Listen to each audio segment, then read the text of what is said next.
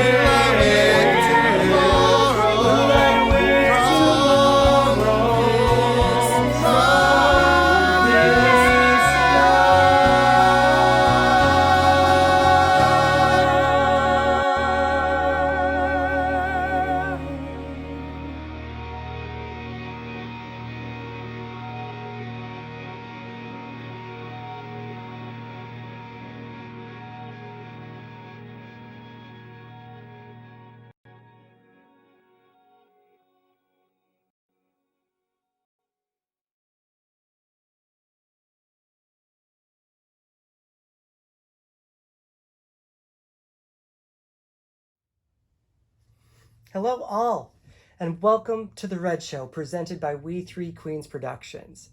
My name is Gary Bernard DiNardo. My pronouns are he, him, and I am the executive director of We Three Queens. On behalf of W3Q, thank you for joining us and supporting HIV and AIDS education and awareness. I would also like to thank all our volunteer performers who have been so generous with their time and talents. Our opening, Will I, from the Broadway musical Rent, was performed by several of the ensemble members of Eleanor's New Deal Cabaret. Thank you so much. This broadcast is jam-packed with more entertaining, educational, and emotional content, and we are so excited to bring it to you. When we broadcast our inaugural show a few months ago, we knew even before it aired, we couldn't stop there. The LGBTQ+ community has been wounded by the HIV and AIDS epidemic since before it had a name. Many people we have loved have been lost over the years, and many still have fought and continue to fight against this cruel and insidious virus. But HIV is not a gay disease. It's not a male disease. The distinctions that led to the discrimination and inadequate action at the beginning of the epidemic have fallen away, and we find ourselves fighting a disease that could affect anyone. Education, treatments, and prevention have certainly gotten better over the years, but still, stigma, misinformation, and disenfranchisement stand in the way of our putting this painful disease behind us. Thank you for joining We Three Queens in the fight against HIV. Part of that fight is supporting nonprofit organizations like AIDS Action Baltimore. AIDS Action Baltimore has been fighting against HIV and AIDS since early in the epidemic. They are dedicated to providing patient services for all people in Baltimore, including emergency financial assistance, HIV education, testing assistance, healthcare navigation and support, HIV prevention services, and access to pre-exposure prophylaxis, or PrEP, medications. As you're enjoying the show, we ask you, our audience, to please consider a donation of any amount to AIDS Action Baltimore. To donate, please follow the link in the comments. Coming up, Frank Britton narrates the early years of the epidemic. followed by an original song by returned W3Q performer Aden Cornett. Those will be right after a short video by AIDS Action Baltimore, covering the way they have touched so many lives. We invite you now to enjoy The Red Show.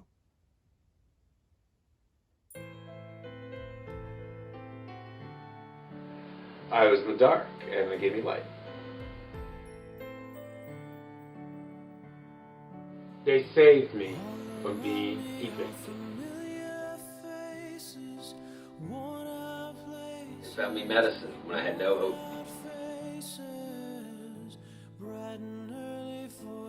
We speak for them. When they have no voice.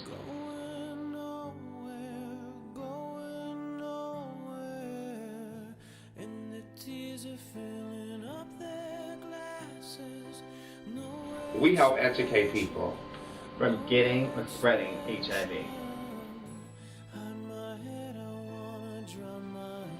The AIDS epidemic is not over. Please help AIDS Action Baltimore so that we can continue our important work.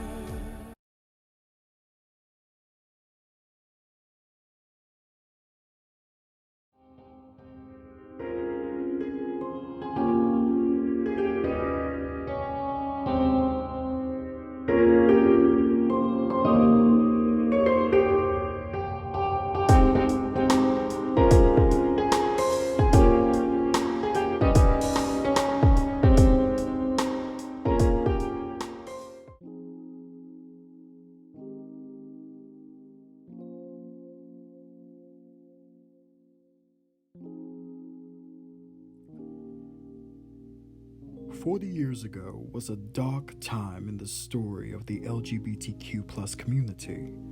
Prior to that time, lesbian, gay, bisexual, transgender, and queer people had shared the celebratory joy of gay liberation, the sexual revolution, and the start of widespread tolerance. These early victories, however, were by no means perfect. In January of 1977, the Human Rights Ordinance passed in Dade County, Florida, prohibiting discrimination based on sexual orientation. Less than 6 months later, it was repealed after facing an onslaught by an anti-gay rights campaign. The campaign decried the promiscuous behavior taking place in bathhouses across the country as immoral and a threat to the nation's children. That same year, when Harvey Milk was elected to San Francisco's Board of Supervisors, he became the first openly gay elected official in California. Tragically, he was assassinated just 11 months later. Every 2 steps forward for the community were hard-won and were almost always accompanied by 1 step back. It was then, when public perception had softened but was still fragile, that the people of the community were faced with what became the greatest threat to their lives that they had ever confronted. In late 1980 and early 1981, events began quietly and simultaneously unfolding. In Los Angeles, a handful of previously healthy gay men were diagnosed with pneumocystis, a fungal infection that had only been found in severely immunocompromised people. A seemingly separate group of young homosexual men were found to have a rare and generally benign skin cancer, Kaposi sarcoma. Independent of these cases, other men were being diagnosed with a severe immunodeficiency without any explanation as to its cause. In mid-1981, medical articles about these phenomena were beginning to get published. They designated the malady a gay pneumonia and gay cancer of unknown origin from which the heterosexual public could feel protected. The general populace didn't much care about some obscure disease that was just affecting the gays.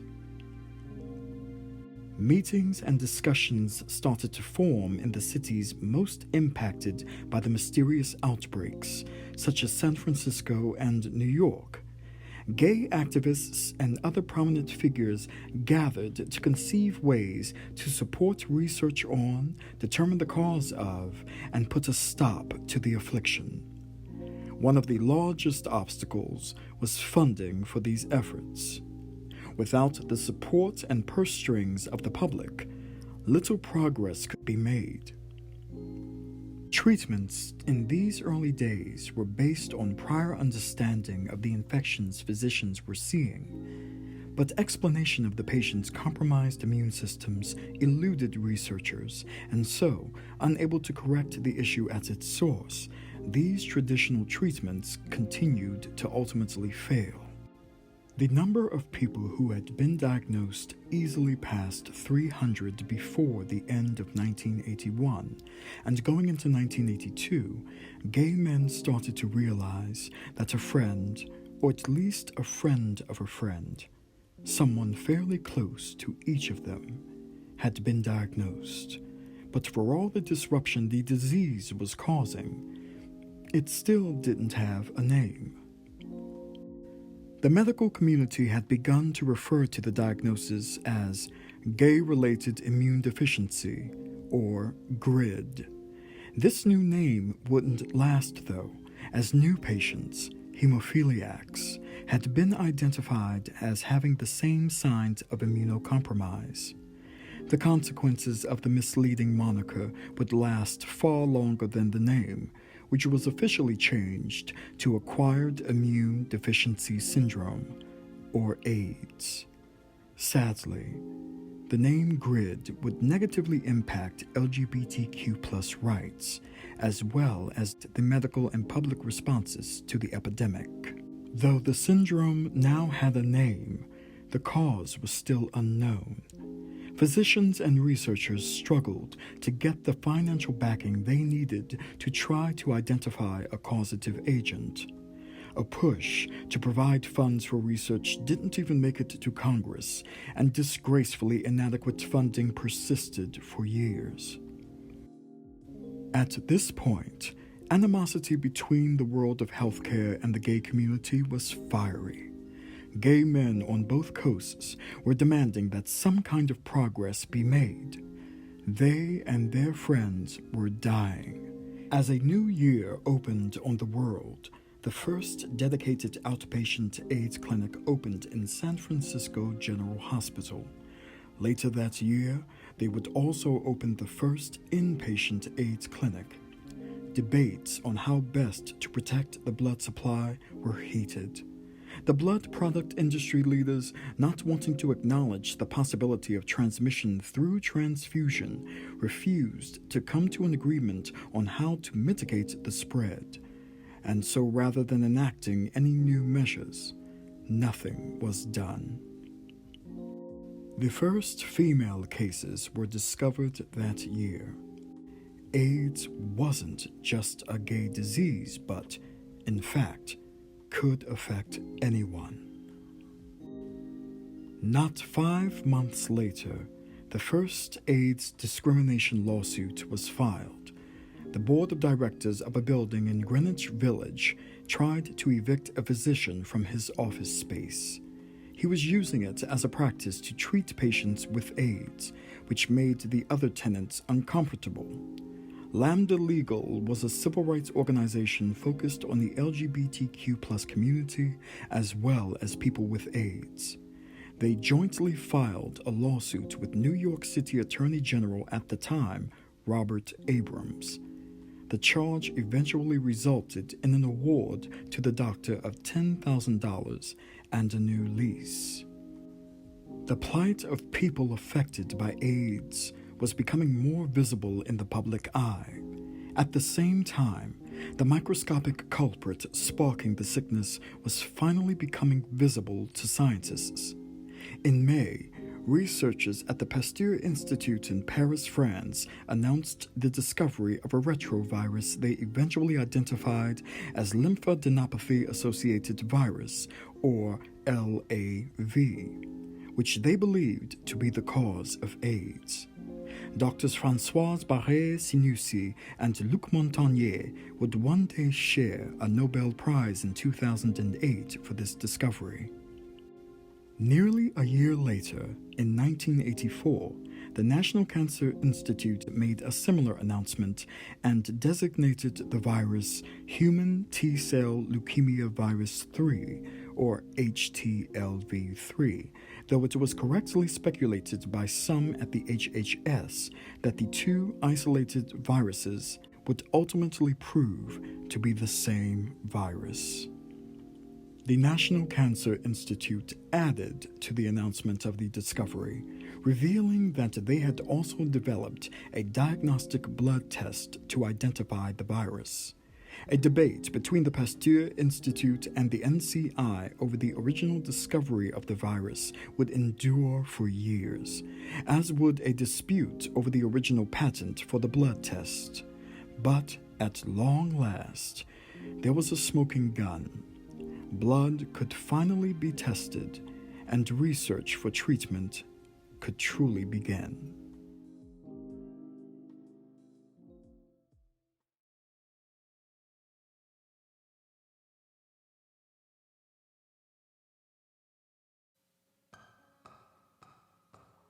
You could have stayed in my bed all morning. I would have just let you sleep.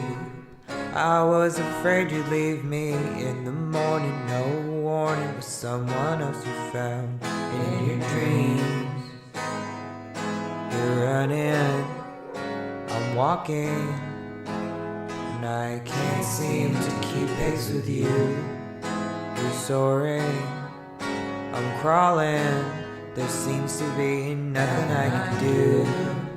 And now you see I'm not the kind of guy who tends to lie in such a private place. But I'm under your spell. I could be under something else as well. Undercover, under bed, I'm just a monster instead. You're treading, I'm sinking, quick he's getting away. You're starting, I'm stalling, and all there's left to do is pray. I felt your hands again last night. I could have sworn they were there. It was like I could feel the air in your shade. I was still awake with just the memory of your face.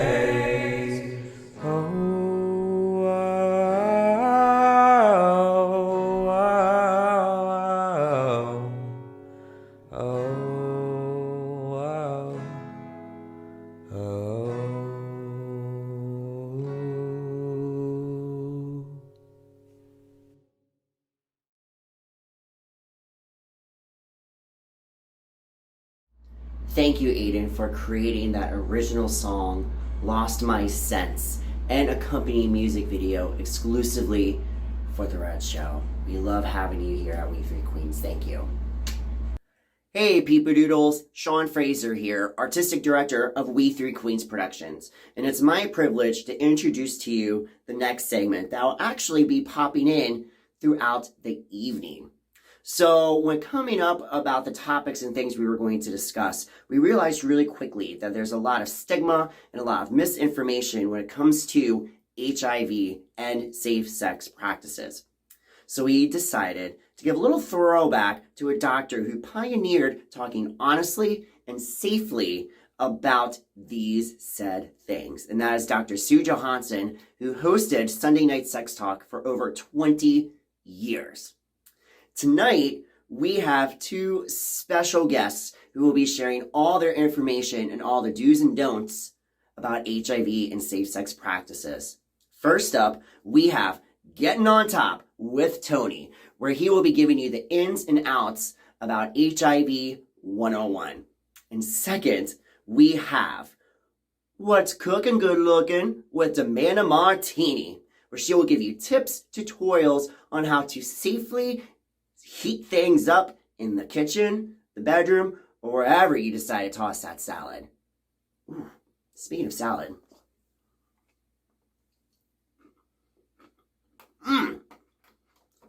That's a really good tossed salad. Oh, and for any information that we share tonight, you can always go to our website, we3queens.com/educational info. As I spit out a chuck curry. To get more information about anything we talk tonight. So enjoy, and please enjoy the salad. It's really good.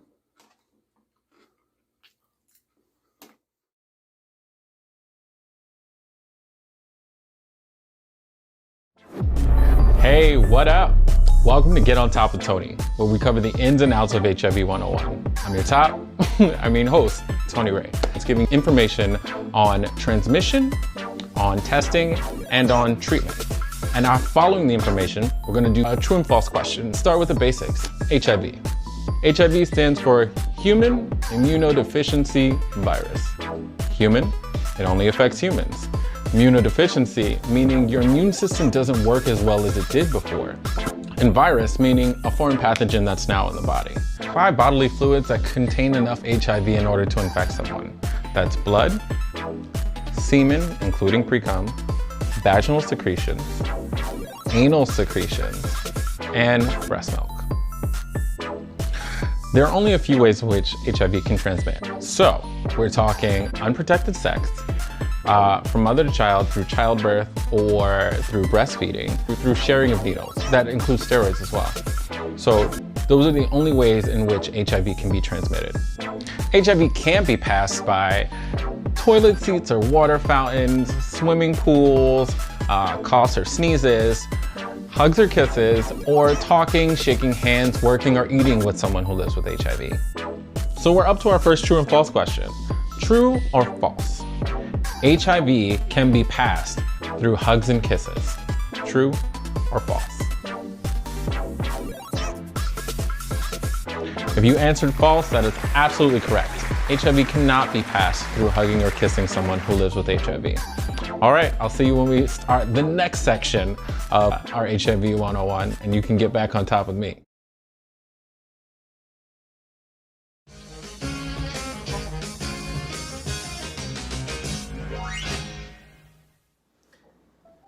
Hello, everybody, and welcome to a very special episode of What's Cooking Good Looking with me, your host, Amanda Martini. We have a very special episode for you today, where we're going to be learning how to prepare a very safe, healthy, and delicious snack. And I'm not talking avocado toast. That's right, today's going to be a little less Rachel Ray, a little more Dr. Ruth. So are you ready? Just a reminder, I am not a doctor or a health professional. I'm just a drag queen and a housewife. So if you would like more information, please go to our website, www.we3queens.com/educational-info.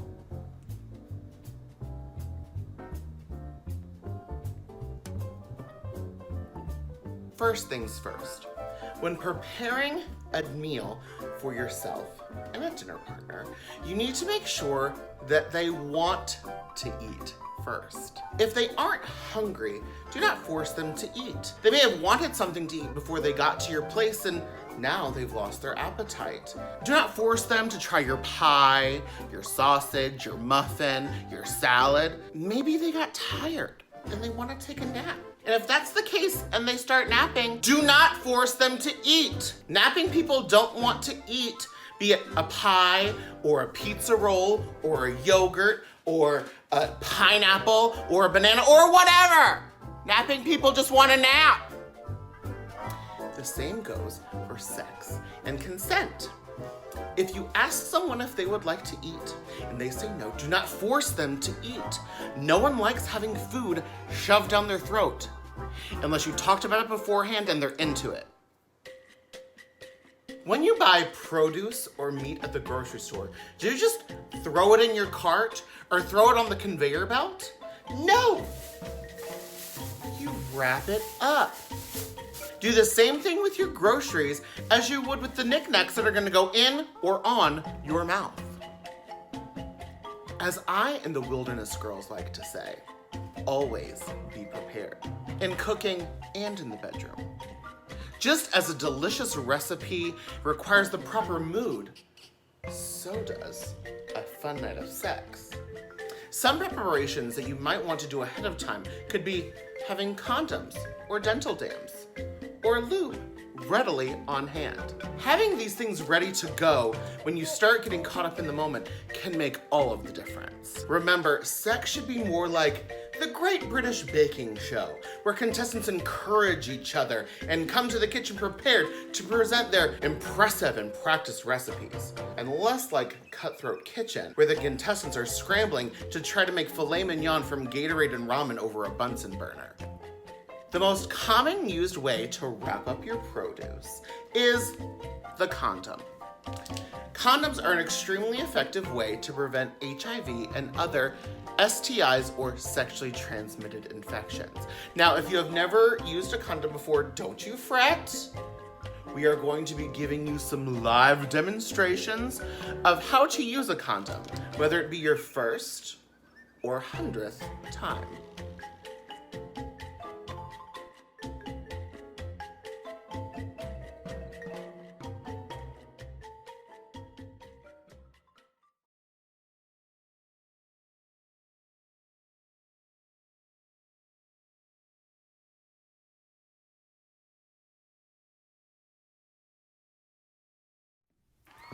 Yes, queen. You better work. Yes, queen. You better work. Oh, stop. Oh, I just love my glowing fans. Ooh, queen, you better go off. Right back at you. Oh.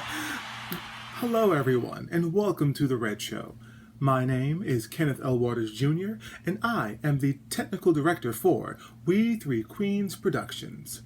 And I am here to tell you about the Ballroom in Y'all's Rooms Challenge, just to give you a little bit of the ins and outs. What is the Ballroom in Y'all's Rooms Challenge? Why, it's something that I came up with. That's right, everyone. I am the mastermind behind the Ballroom in Y'all's Rooms Challenge. Even though I should actually be in it. But that's a different story. Now, there will be 3 categories. 3. Got that? 3. And each category will have 2 contestants. Now, those contestants will have until December 8th at midnight to submit to We Three Queens a 10-second video of them working their look. Now, those videos will be posted onto our Instagram page on Wednesday, December 9th, starting at 12 p.m. Once they are on our Instagram page, everyone go there and start voting. The person with the most votes on their category will win. What will they win, you say? Why, this beautiful We Three Queen production custom fan from clackthatfan.com. Now, there's not really much more to say. What? My shoes? Oh, honey, I just love them because they're red. Now, take it away, Gary. I have somewhere to be. I hope you brought your glasses, because I'm getting ready to read. Let's meet our next contestants in the Ballroom in Y'all's Room Challenge. From the House of Amorous, Polly Amber Ross. And from the House of Danger, Pandora Danger. Category is 2020 Vision. 2020 was a hell of a year, so we want a hell of a look.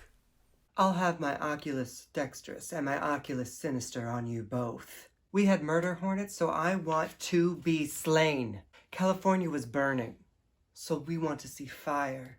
I already made too many pandemic jokes in the last broadcast, so I won't be doing one now. In November, more than one turkey was pardoned, so there will be no dispensation for a fashion felon now.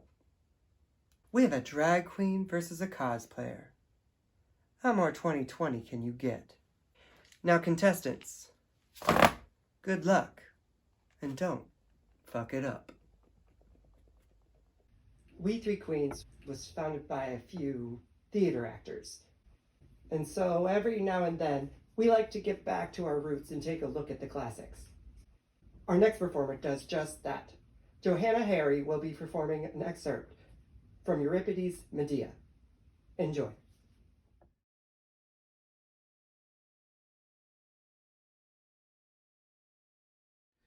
Oh, Zeus, and Justice, daughter of Zeus, and flaming Helios, my friends, we will triumph over my enemies. The plans I've laid have set in motion.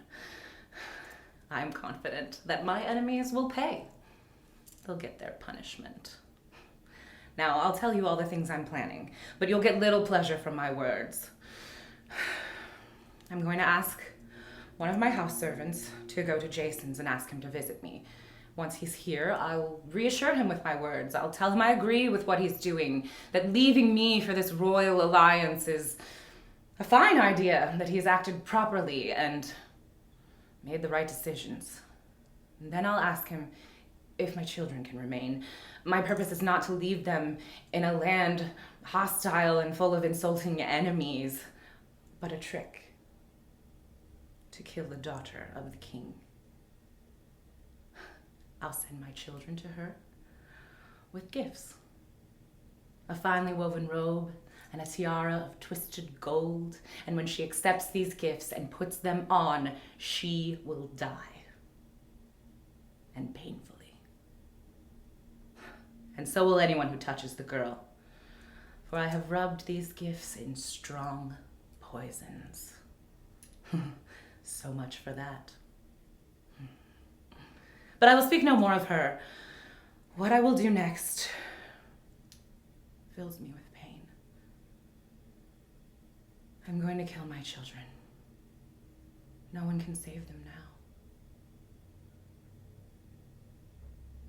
And once I've done this, I'll leave, evading the punishment that I would receive for murdering my darling children. So be it.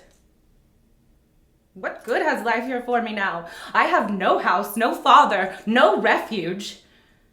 I was wrong to leave my father's house, won over by the words of that Greek man, who with the gods' help will pay the price. He will never see his children alive again, the ones I bore him, nor the ones he may have with his new bride, for she is marked for an agonizing death. Let no man think that I am a trivial woman, one who sits there passively. No, I'm of a different sort. I'm dangerous to my enemies, but well preserved to my friends. Lives like mine achieve the greatest of glory.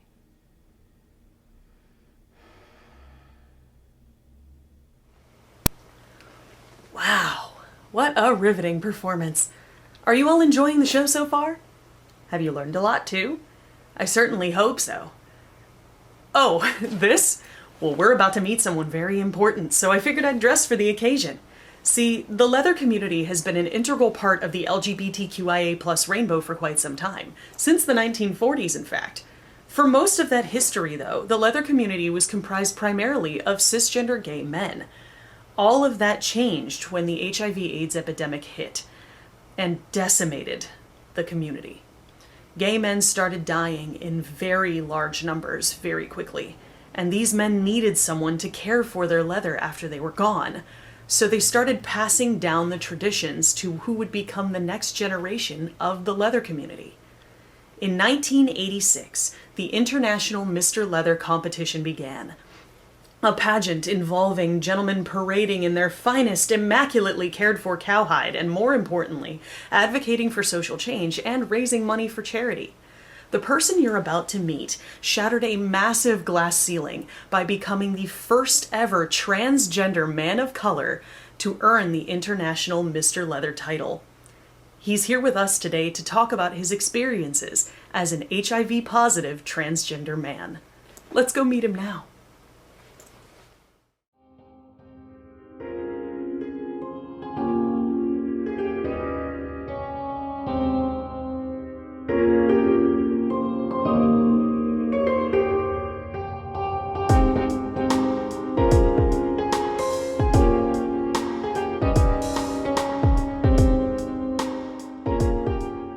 Everyone, welcome to our first interview for the Red Show, and I am very happy to introduce Jack Thompson. Jack, thank you for joining us today. I want to let you share your introduction, if you want to introduce yourself, your pronouns, and what makes you the beautiful individual that you are. Oh, I don't know about all that. But thanks for asking me to be a part of this. This is fun. I'm Jack Thompson. I live in Baltimore, Maryland, but originally from California. And he, him pronouns. I was both Leatherman of Color 2019 and International Mr. Leather 2019. So for those who don't know what that title is, can you just explain that a little bit more?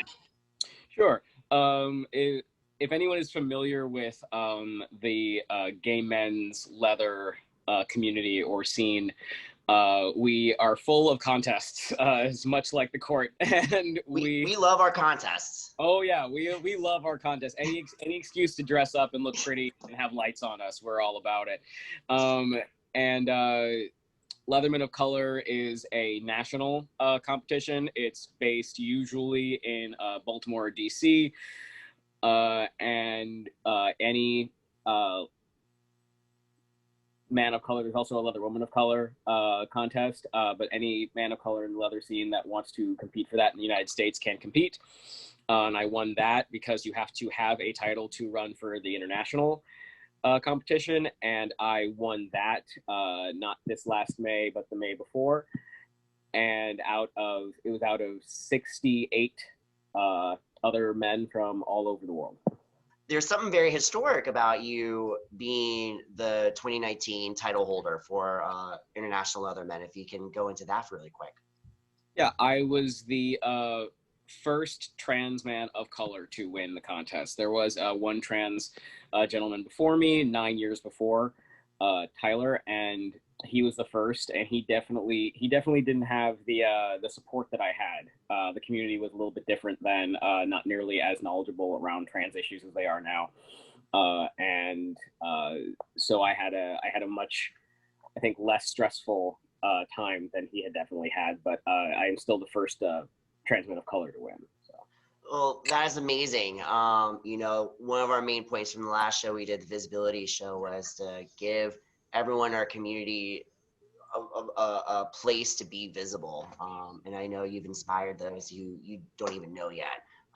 You inspired me, and I will never win that title. But you never say never. That's what I said. So. That is true. I mean, I do. But you know, you've definitely inspired us here at We Three Queens. So just thank you for being visible and just for being you. So I wanted to go ahead and ask you, you are HIV positive. How long have you known? It's been 5 years officially. So what's your experience with being diagnosed with HIV? What type of medication are you taking? Are you taking like 10 pills a day? Are you taking one? Just kind of describe what it is in your daily life, how it affects you. When I found out, it was October 2015, and I had less than a month under my belt at working at a HIV and AIDS organization doing testing. And so after I was diagnosed, I was only there for maybe another 6 or so months, and it was just a lot. It was just too much. It was too close to home at that point. I couldn't like separate things, and so it was also a fairly toxic work environment. So I needed to kind of step away and figure it out for myself. I was not prepared. It was not like I was not thinking like this is going to happen to me. I think that when you're raised female and you spend a majority of your sexual adult life sleeping with women, when you're a female-bodied person, you don't get the same like warnings from everybody in your community about like STIs, especially HIV. It just doesn't come up as often. So I was very much not mentally or emotionally prepared. I get sick fairly easily anyway, so this just added a whole nother difficulty level to my life. I've been taking the same medication pretty much since I was diagnosed. So I'm on 1 pill a day. They definitely were like, hey, how do you want to do this? And I was like, well, I forget to take meds a lot, so once a day is probably the best I can do, and like, nothing that's gonna like I need to eat with food because I don't always have time. And they're like, okay, and then they figured out what I needed to take. I was like, cool, thanks. It also immediately got my doctor to write me a prescription for medical marijuana too, so that was also a nice bonus.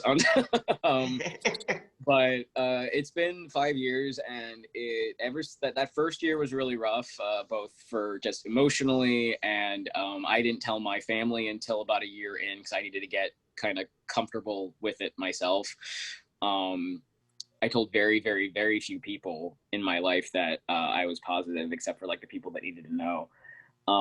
It wasn't until I was on stage at IML giving my speech that I really came out publicly about being HIV positive. But I knew that it was an important thing for people to see and hear, with the combination of everything else that I am, plus being HIV positive. I knew that was going to be important for people to have visibility for. So, what are the most common misconceptions about HIV and AIDS that have been brought up to your attention? What are some misconceptions you've had to politely correct with your experience? I think that people don't assume that I would even be anywhere near like an HIV positive person, like me myself. Like, they don't think that trans men generally have HIV or are anywhere near like getting it, because a lot of people still think that the majority of trans men still sleep with women, and a lot of STIs are a lot more difficult to get if you're having sex with those parts together. So like it makes sense from like a doctor's perspective. It's like, I'm checking off all the things on the list that I have to check off. I'm not even going to bother bringing this up. But there are a number of trans men that sleep with men, and we have just as much possibility of getting it as anybody else does, and there are almost no resources for us at all, because we're just not thought of in the groups of people that trans women, sex workers, people of color, and like all the the blurring lines between all of those groups and gay men. There are a number of resources and organizations and places you can go for resources for them, but there is almost nothing for us. What advice would you give to someone who is recently diagnosed, who might be going through those beginning moments as you went through, and just have all of a sudden gotten this huge weight dumped on them? What advice would you give? Take a breath. You forget to do that, and like it all kind of comes down on you, and it's a lot to mentally deal with. And you start rapidly going down the rabbit hole of what's gonna happen and how are people gonna react and like what did I do wrong, and there's so much that the mean parts of your brain are gonna tell you and kind of bog you down with, and taking a second, backing up, taking a breath. Hell, take like a mini vacation if you can. Like if you have the work time, under your belt, and you can take like a few days or a week off, like do that, because you need to take some time to deal with what that is, because it's going to start to bleed into other parts of your life that you don't think it's going to. What kind of happened when you first got diagnosed? Like, did you go and were you taken to a doctor right away? Were there people to help you along the way, or were you kind of just left out in left field having to figure out everything yourself? Well, I was in between insurances because I just started this new job, so I didn't have insurance at the time, so I was going to like the free emergency room clinic, which isn't really free, and I brought one of my best friends with me, because I had a horrible cold, like, and I just couldn't. I had a fever and I couldn't get out of bed for a few days. I was like, I need to go to a doctor. Like, this has been taking too long. I just started a new job, and that's when I got diagnosed. And so, thankfully, I brought a friend who has a horrible sense of humor, like I do. And so they said some things right immediately that just made me giggle, and I was like, thank God. Like, because if I hadn't had that, it would have been scary. And so we quickly left the emergency room, but I had to go back for a couple of things once you get diagnosed. They're like, you got to come back and we got to do some stuff. And I hadn't told my my partners yet, because I was kind of taking it in. I needed to figure out how I needed to deal with it and how I would even say it to somebody else. And so thankfully I had a couple of really good friends who like kind of ferried me back and forth to the hospital, and my boss at the time, I told her, and she was just like, I'm gonna fudge your start date so that we can get you your insurance now. So she like, did all of that to try to get me some insurance so I could go to see my regular doctor again. And everyone was really wonderful, as much as they could be, around the whole thing. All the doctors were very nice. Like, my friends were all really, really supportive. And I didn't tell my parents until a year later. So at that point, my mom, like bust down crying, and my dad was just like, oh, like, what are we going to do? And I'm like, nothing, I'm on medication, I'm fine. Like, so like, but everything initially it was really scary, but I had people who knew that I kind of shut down when I get scared, and who were just sort of walking me around like a puppet, like, okay, now we're going to go over here. Like, and like making sure I did everything I had to do. So it was an okay situation. You just reminded me of there's a Winnie the Pooh. There's actually a cartoon little story that it gets shared on social media where Eeyore is just really depressed, and I think it's Piglet comes in, and Piglet's like, do you want to talk? Eeyore's like, no, and Piglet just ends up just sitting there, because that's what you need sometimes, just someone just to sit there and to guide you and just put your head on straight. Exactly. Yeah. So I know I asked you, what advice would you give to someone who's recently diagnosed? What would you say is maybe one of the most important lessons you've learned through this journey, about yourself, about the disease, about your health, whatever it is? What's like one thing that you've learned?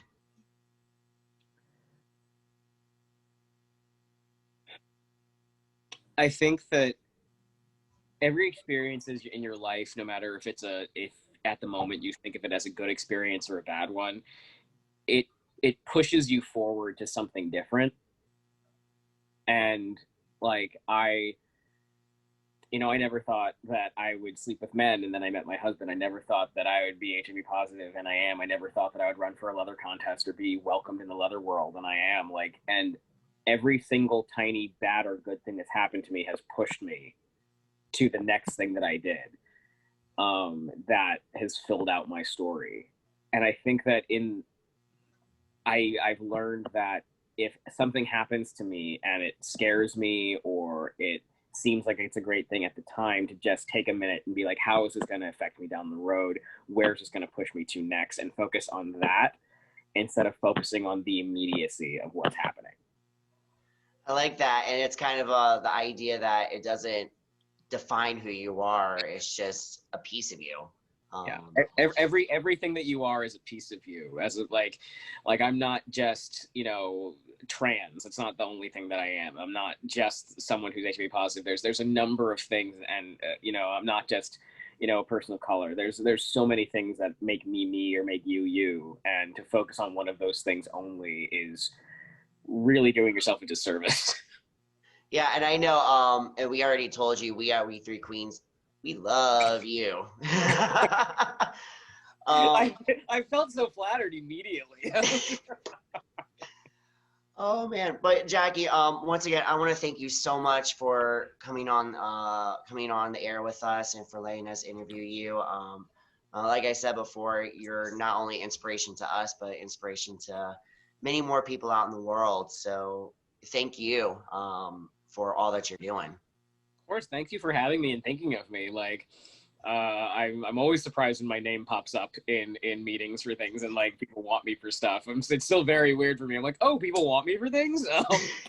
So thank you for thinking of me and inviting me to this. This is great.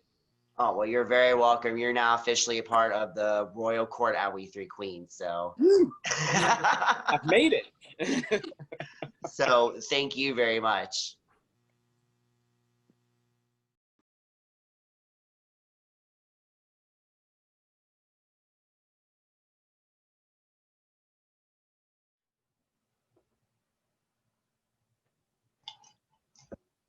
Hi, everyone. Gosh, it's great to see all of you again. Everyone looks so good. Hey, fam. Yeah? You're looking pretty smiley, bud. Yeah, I'm just happy to be alive. I'm happy to be here. Happy to see you all. Finn, aren't you missing something? Missing something. Oh, you're right. You're right. I don't need to wear my hat in a building. Silly me. Anyway, ready to roll. What, Finn, maybe you need a little sparkle in your life? Oh, well, gosh, Sean, I didn't know it was that kind of party, but I mean, I guess if we're having No. Not that kind of show. Not that kind of show. Oh, okay. Wrong sparkle. Well, well, you've almost got your finger on it. Something's missing. Oh.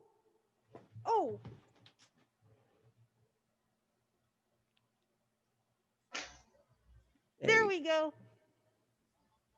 Pretty snazzy, right? Beautiful. And I'm a little inspired. I think there's a musical number coming on.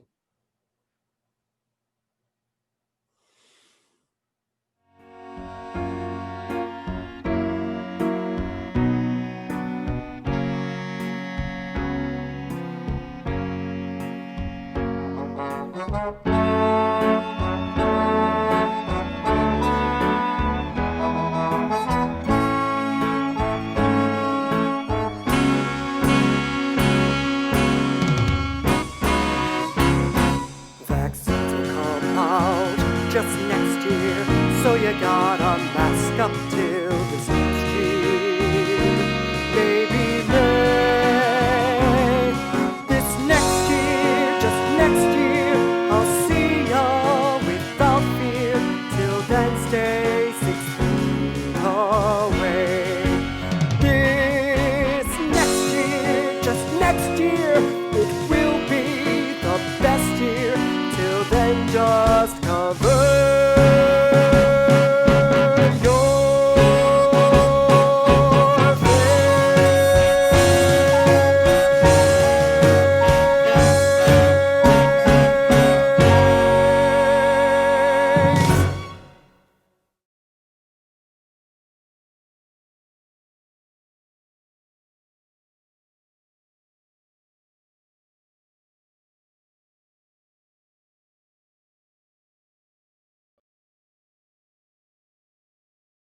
I hope you liked my personal rendition of an old classic. Next up, we have a performer who has taken her art form and created something beautiful and new. We have an original piece being performed by Shemika Renée, a historical interpreter. In this piece, she embodies Lorraine Hansberry, the playwright behind A Raisin in the Sun. Enjoy.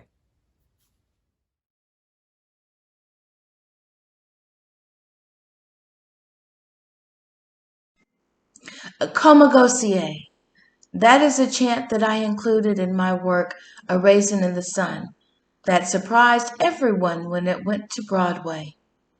It was a chant of triumph, returning back from battle. And we are constantly in a battle, every day. That play itself was inspired by the battle that my family faced trying to move into a white neighborhood in Chicago growing up. The battles that we faced about racial inequality has gone on for generations. I believe that we can combat hatred with art, with communication, with love. Just in my play, when we saw the younger family embracing Walter Lee, even though he had shown himself to be quite unlovable, it proved that love can find a way. Some people think that Raisin in the Sun is the only play that I've ever written. It's not. Many of my other works were rejected. I even wrote a piece or two under a pseudonym, but shh, it's a secret. I was involved with a lot of secrets in my life. There was this one secret meeting that I was a part of. My dear friend James, well, I call him Jimmy, was asked by the Attorney General to put together a very secret meeting. We met in an apartment in Central Park, and just looking around the room at some of the people who had come, Attorney General Kennedy had asked him to put together some of the most prominent Negroes that he could find. And so Jimmy, ever with the connections, invited me along with his brother David and some of the biggest stars to impart on him the importance of the civil rights movement. And as I looked around and I heard the rich sounds of Harry Belafonte's voice and looked into the beautiful, amazing eyes of Lena Horne, I knew that I was in good company. But if you want to hear more about that, I'll have to tell you about that later.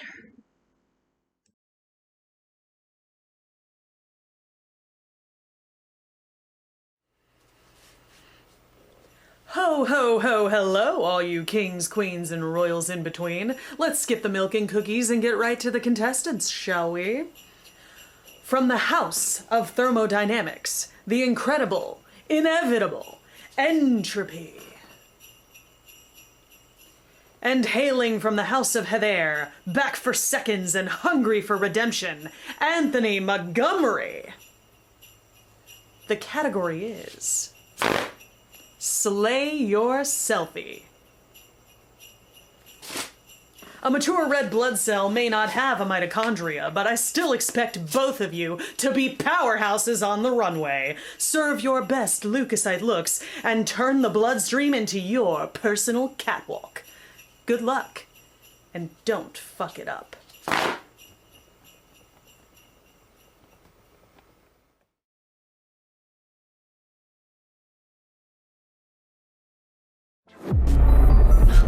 Welcome back on top.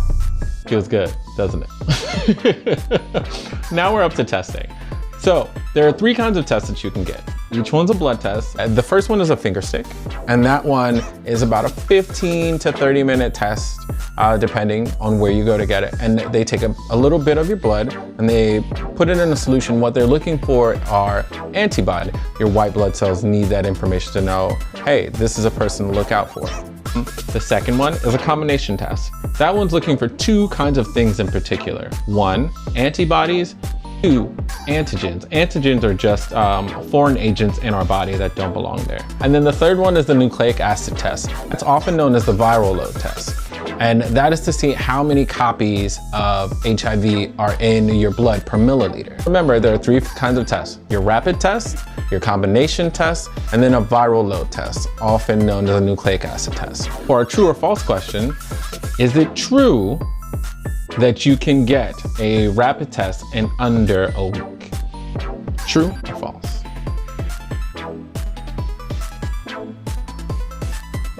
If you said that that answer is true, you are absolutely correct. You can get it within 15 to 30 minutes. We've given you all we can on testing and transmission so far. Next is treatment. See you guys when you come back.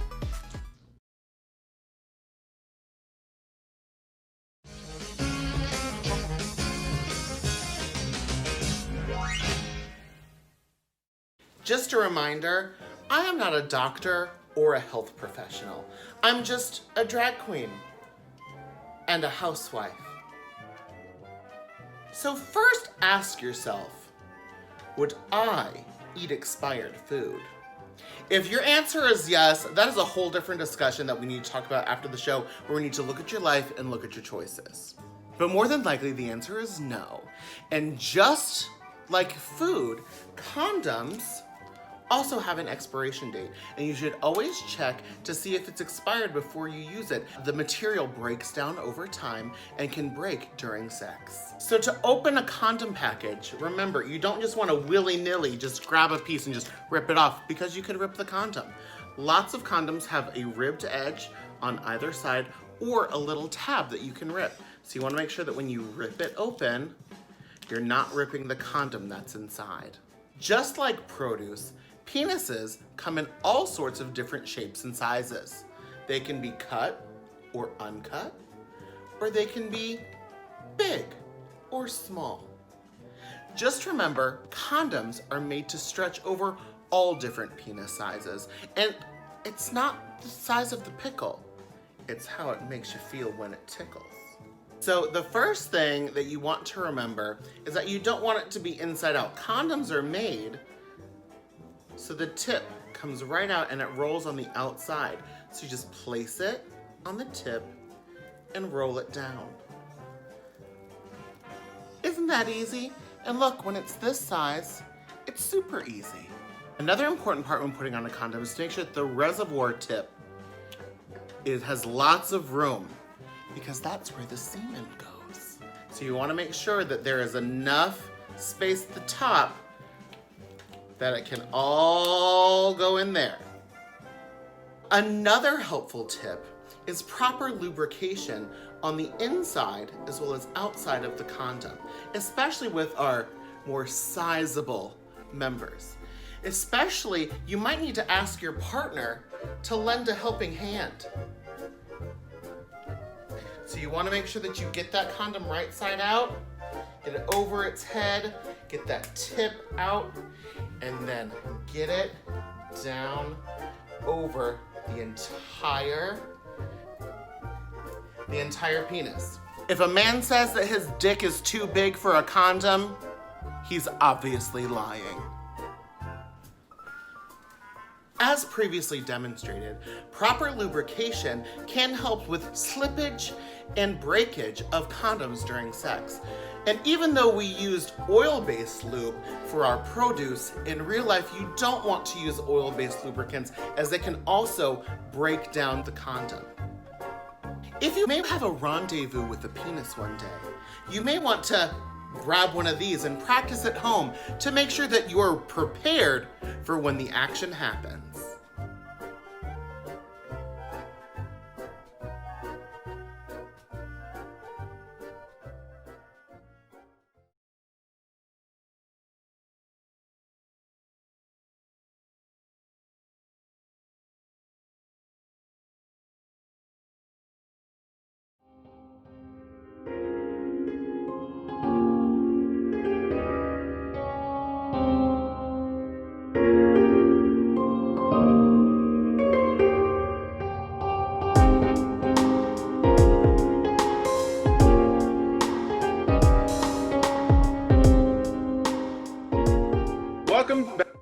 Red Show. I'm here interviewing two really, really remarkable people.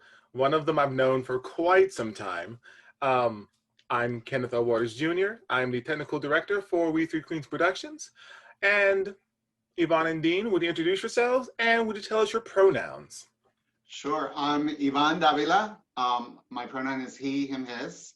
And my partner is right here. I'm Dean Reichard, and I also use he, him, his. Awesome, awesome. Well, let's go ahead and get right into this. The first question I have, how did you two meet? Oh, that's an easy one. We both auditioned for Jesus Christ Superstar at St. Mark's Players back in 2006, and we both got cast. And interesting side note, my friend Justin had auditioned with Dean, and he told me, oh, there's this really cute guy that auditioned with me, and you need to make sure you go meet him. So I did. I made a point of going to introducing myself to him because of my friend Justin. How did you navigate telling your partner?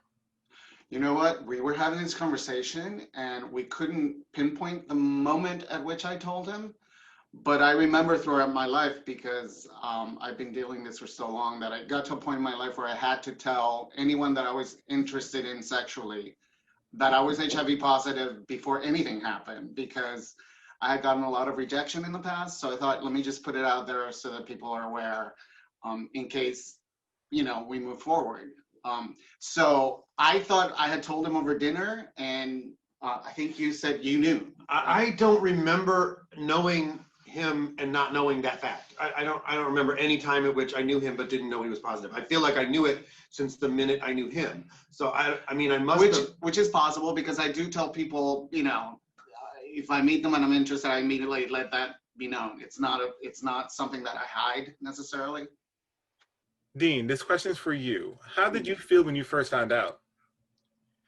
Really, I just thought, well, we'll have to take some precautions, which I was already doing every day of my life anyway. I mean, it really didn't make a huge difference at the time, because remember what time it was. I mean, and still honestly is. I mean, it's always that time, really. Ever since this happened, it never unhappened. So I just said, well, we'll have to be careful, which I am every day that ends with Y anyway, so no big difference. So that's kind of how it felt to me. It was not a big thing. Perfect. This question is for both of you. What would you say are the most common misconceptions about HIV? As someone who's HIV positive, I think if you find out that you're HIV positive and you think your life is over, that's a misconception. Your life isn't over. On the flip side, people nowadays are taking the whole HIV thing to not seriously now, because they say, oh, there are treatments out there. So if I get sick, I can take drugs. Well, it's not an easy ride. The drugs are super expensive.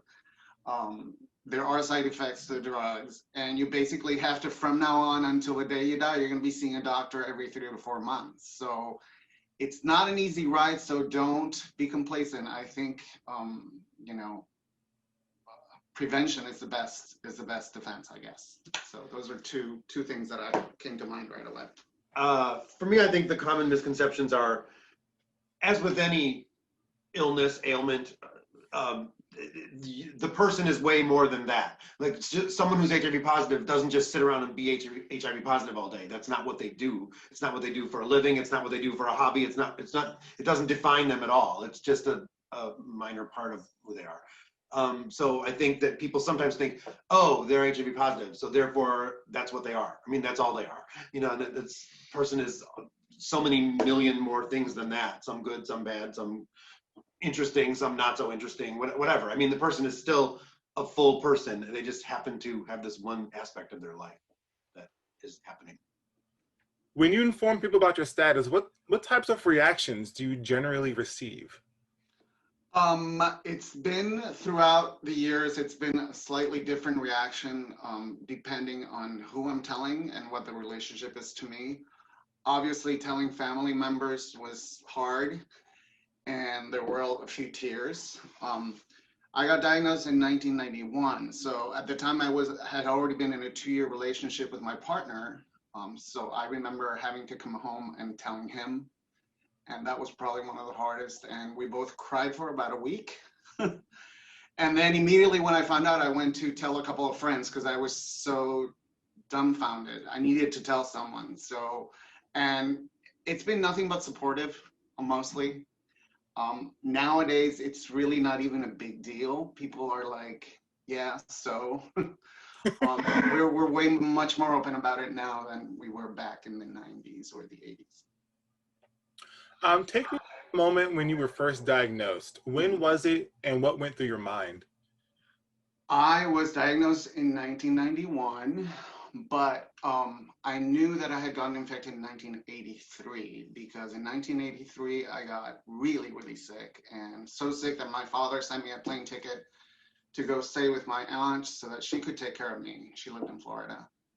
At the time, the doctor said, you have a virus. We don't know what the virus is. The term HIV didn't exist then. There were no treatments. But miraculously, I started wasting away. I started getting really skinny and losing weight and losing weight. But after that was over, I got better on my own. I just got better. So fast forward 8 years later to 1991, and my doctor says, hey, you want to get an HIV test? And I'm like, oh, sure, thinking there's no way I can have it. I was super positive, right? Well, it turns out I was positive, but not in a good way. And I was just in shock. I was first in shock. I guess you go through all the stages of death, anger, denial, bargaining, all those things. And I went, like I said, I told a couple friends, and then I went home and I had to tell my partner. And at the time, the only treatment that existed was AZT, which the triple cocktails that exist now did not exist then. And pretty much at the time, 1991, it was still considered a death sentence. I have good friends who died right around the early 90s. God, I'm getting a little emotional here. But yeah, it's okay. You know, it felt like I was gonna die. I mean, I felt like there's no hope for me. This is the end. Yeah, that's about it. And that's almost 30 years ago. Yeah, 30 years ago. This question is for both of you. Having lived through the beginnings of the epidemic in the 80s, how do you look back, remember, or view that time through your personal experiences? The most horrific thing about that time was actually seeing people like constantly, the people getting sick, going out to bars and seeing people with the lesions, the Kaposi sarcoma lesions on them. And just the fact that because it was a disease that was striking gay men mostly, people didn't really care about it for years. And there was a lot of rumor. It was called the gay cancer in the beginning, and we would talk about it. And then I had friends who started actually dying, and that was the worst part. Friends getting sick and friends dying to me was the worst part of the whole thing. And the fact that people thought they didn't know exactly how it got transmitted, so people were scared. But it was a time of confusion. I mean, it's so funny that we're in a pandemic time right now. And except that HIV was not airborne, I mean, can you imagine if it had been? Yeah, there was a lot of fear, and there was some cruelty towards, I think, I remember one time someone referred to me as dirty because I had HIV. And that felt to me like really cruel, you know? But I don't know. It was also a time where gay rights in many ways came together because of groups like ACT UP and stuff like that. So I don't know. Do you have anything to add? It was a scary time. It was like constantly waking up every day and finding out somebody else was gone or somebody else was sick that you knew. It's not that different from what we're going through right now, except what we're going through right now is kind of like that on steroids in a way. It feels like it's happening faster, although we've looked up the statistics and actually HIV has killed a lot more people than the coronavirus so far anyway. It was just very similar to you. every day you're finding out something new, some new horrible news about someone you know, or their mother, or their sister, or their brother, or you, or every day you're finding something terrible out. You know, it's like kind of a scary time, just not that different from right now. Yvonne, what advice would you give someone who's been diagnosed with HIV? The first advice that I would give them is to realize that they're not alone, to try to find other people who are dealing with HIV. There are tons of support groups out there. Get surrounded with people who understand you. Don't be afraid of it. It's not the end of your life. And of course, get a good doctor, and you need to establish a good relationship with your doctor and make sure you take your meds every night and take care of yourself. You have to, from now on, you're going to be dealing. I don't think about HIV at all, except every night when I have to take my pills. And then for like a second, I think, oh yeah, I have to take my pills. It's become second nature to take my pills. So I think the advice that I would give to someone who's just found out it's not the end of the world, you'll be fine. You'll get through this. For both of you, how can people be better advocates to someone living with HIV? Do we go first? Well, I just think that just to try to get rid of the stigma, as even like there's sometimes now a bit of a stigma when you find out somebody has corona. You think, oh, they must have done something. Oh, how did they get it? The first thought is, how did they get it? And it's not always relevant to even think about that. That's not really the issue anymore. And I think like when you hear a comment made in everyday conversation, you need to, when you hear somebody say something derogatory about people with HIV, you need to say something. You know, you need to say, wait a minute, stop. That's not cool that you just said that, you know? So sometimes I think people don't realize that there's people, they know someone who's affected by it somehow. Whether they know it or not, they do. This guy right here is one of my biggest advocates. He does the AIDS walk every year, even now, even though it was virtual this year, he did it. I think it's just basically there are so many organizations you can get involved with, you know, Human Rights Campaign Fund, Women Walker Clinic, so many worthy organizations if you really truly want to get involved as an advocate. But really is just someone who has so many friends, and just supporting people who are going through this in any way you can is just the best way to do it. Well, Yvonne, I thank you so much. Do you have any final thoughts or things you want to say to the people that are watching?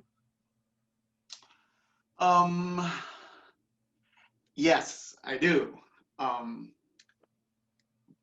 was diagnosed in 1991, and then 10 years later in 2001, I was diagnosed with Hodgkin's lymphoma, which is a cancer that normally doesn't kill people.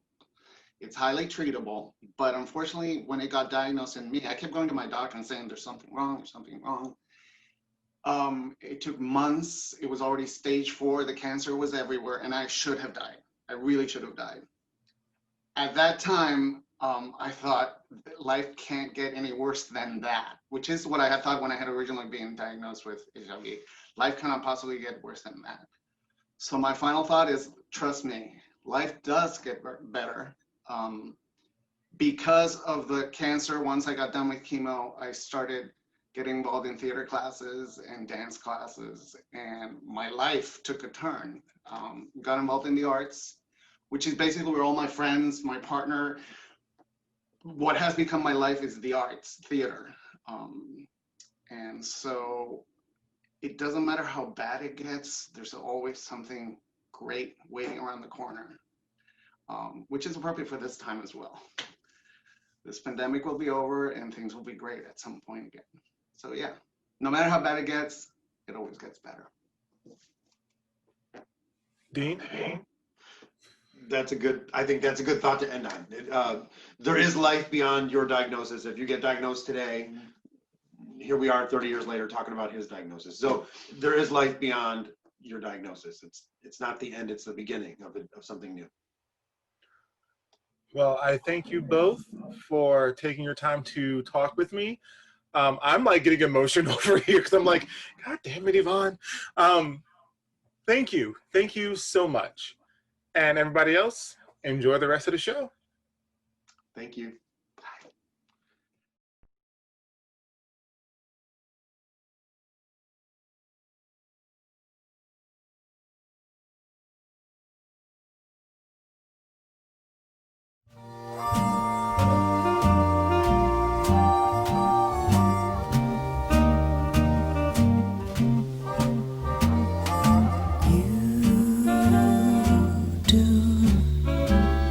Something to me, something that simply mystifies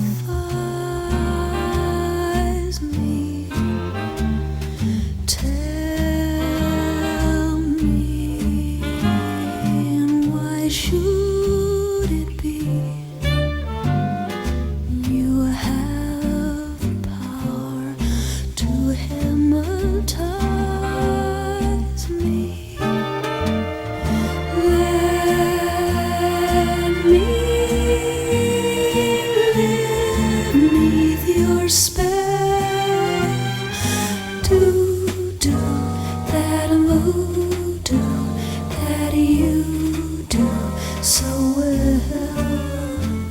For you do something to me that nobody else can do.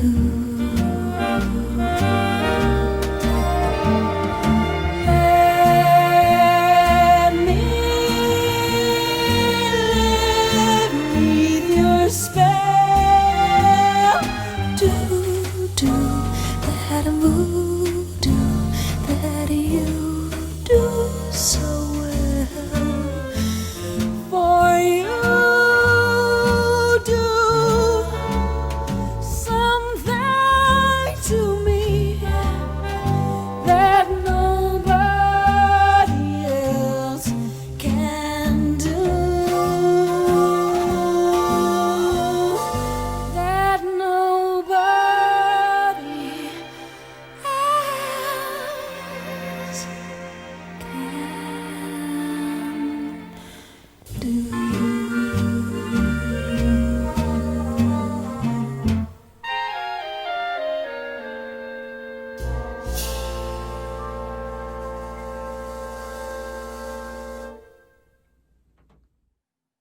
Sierra, that was an amazing performance. People Doodles, she was actually one of our Ballroom and Yardrooms challengers. Not only that, but she was also the champion of her category, earning the most votes. And actually, she earned the most votes out of all of the contestants. Now, Sierra, darling, if I was in the Ballroom and Yardrooms challenge, there wouldn't be any competition. And now, up next, we have a special segment. One of our very own family members of our very own royal court will be reading for you with our drag queen story time. Anita Minute, the drag mother of our very own Finn, will be reading A Positive Superhero, Growing Up with HIV by Thr3e Thompson. Enjoy.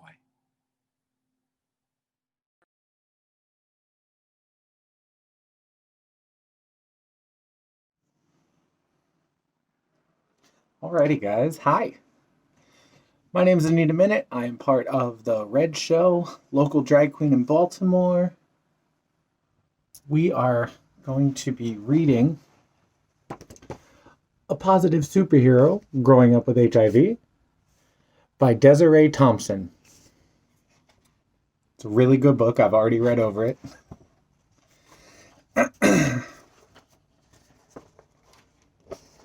Hi. My name's James. There's James. I love James. Got to hang out with him a few times through the book. I like running and racing. Most of the time, my friends can't catch me because I'm super fast.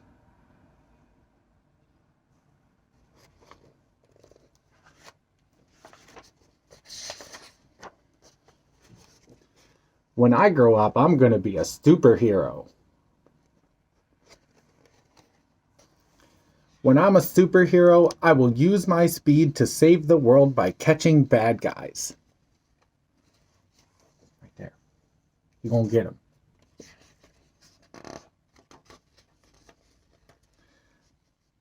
There is one thing that makes me different than some of my friends. I have a virus in my body called HIV. HIV is a virus that acts like a villain living inside of me.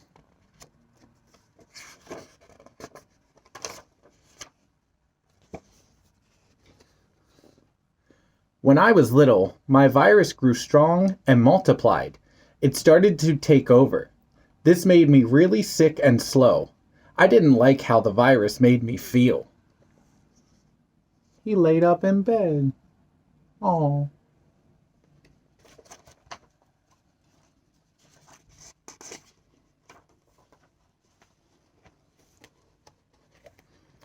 To fight off the HIV in my body, I take medicine called antiretroviral drugs, or ARVs. I take my pills every morning at the same time, when I eat breakfast. That way, I am energized for the day. There's his little pills.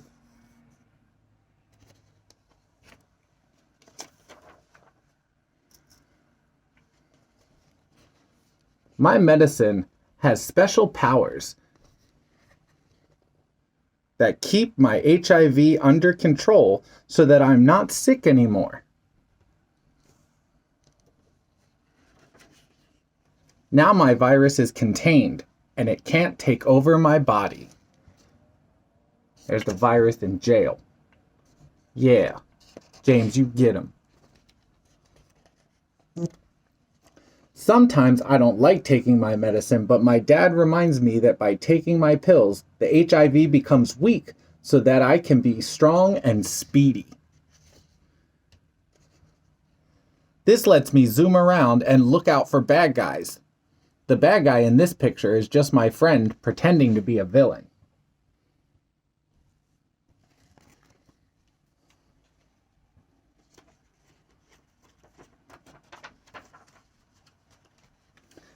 Every few months I have to get my blood drawn. This is when a nurse takes a sample of my blood to see how much of the virus is inside of my body. The needle poke hurts a little. I have to sit still and be really brave, just like a real superhero. My nurse tells me I'm heroic.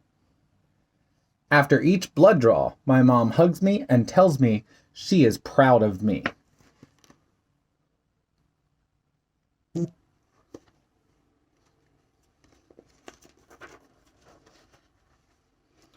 Along with taking my medicine and having blood draws, I see a special doctor a few times a year.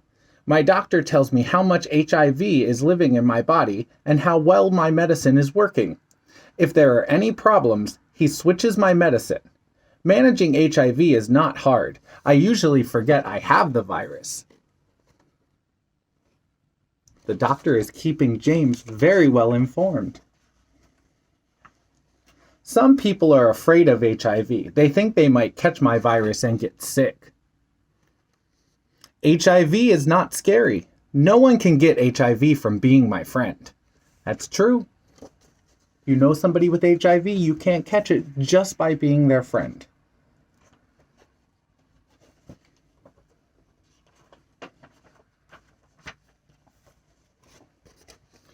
I was born with HIV. No one would ever know by looking at me because I am healthy and active. I will always have HIV because there is no medicine that wipes out the virus completely. Maybe someday there will be.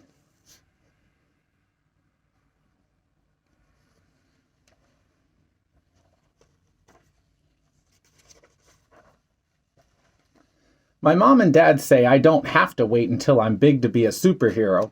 I already am a superhero by fighting my virus every day. He is a superhero. Love that. All right. Well, if you want, you can write to James This says James loves to get positive mail. He regularly connects with other children that are living superheroes just like him. If you want to send him an encouraging note, stop by the author's website, www.Desiree-Thompson.com, and you can leave James a sweet message or a note of encouragement, or talk to James about what you might be going through if you were in his situation. Anyway, that is the book, A Positive Superhero, Growing Up with HIV by Desiree Thompson. I hope you enjoyed it. Thank you guys so very much. Enjoy the rest of the Red Show. Have a great one. Bye.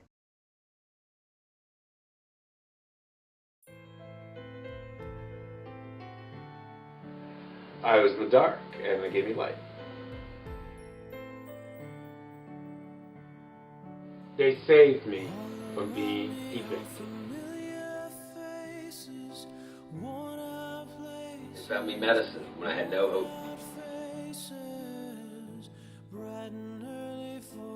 We speak for them. When they have no voice.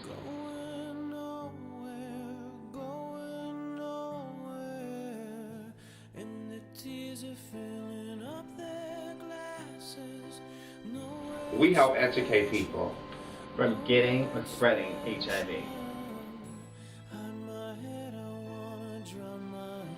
The AIDS epidemic is not over. Please help AIDS Action Baltimore so that we can continue our important work.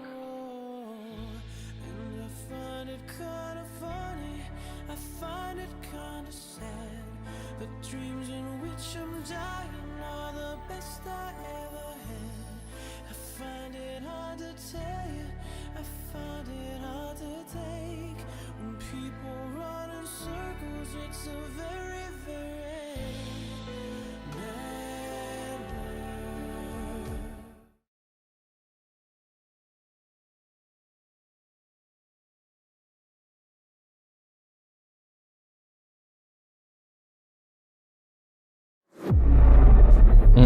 Welcome back.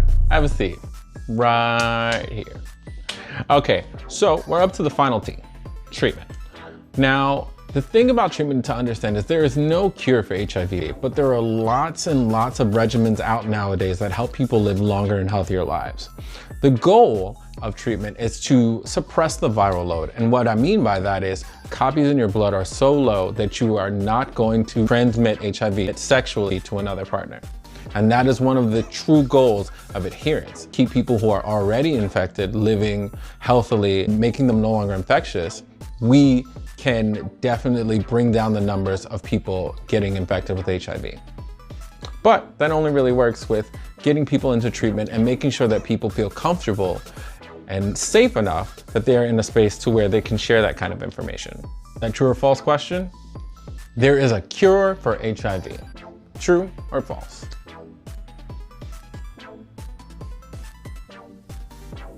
All right, if you said that the answer was false, you are absolutely correct. As I said when I started the segment, there is no cure for HIV.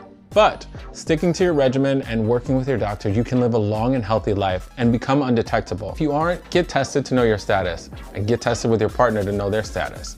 The more conversations we have around HIV and destigmatizing it, the more safe spaces we can create for people to be out and open about their status and no longer feel like it is something that they need to hide. I'm Tony, you got on top with me. I hope that you got some more information. Have a good day.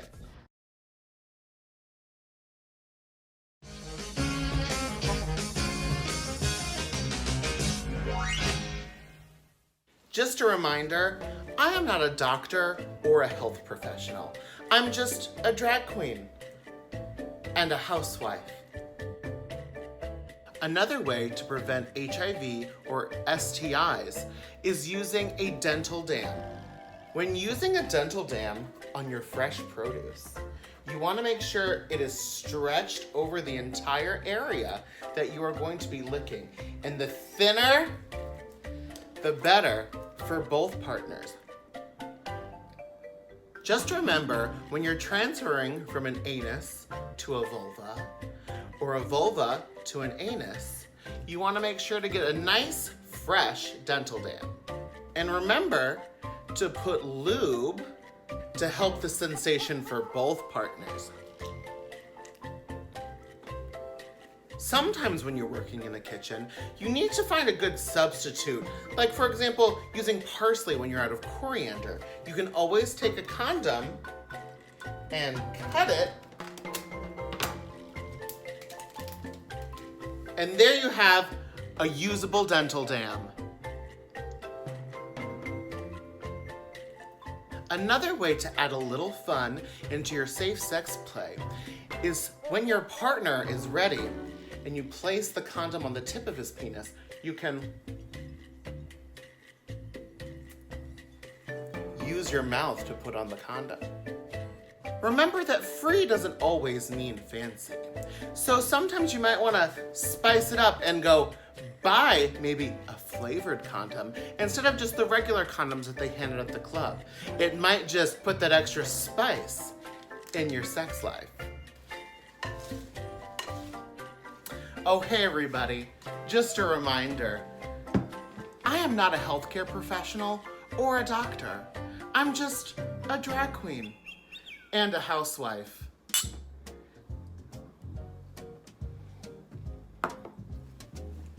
So if you would like more information, please go to our website, www.we3queens.com/educational-info.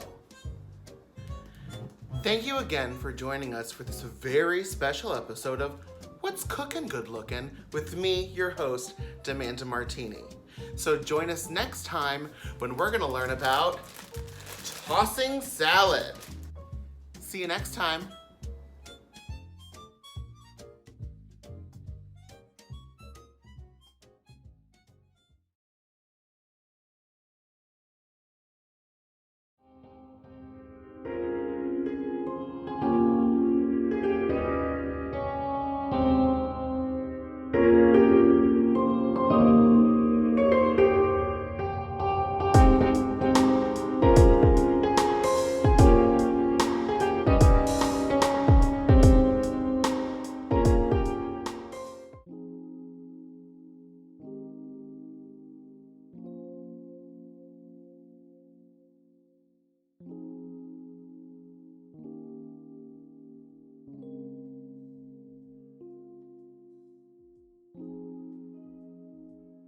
With the isolation of the virus and our newfound ability to diagnose it, new campaigns to interrupt transmission were formed and unveiled across the country.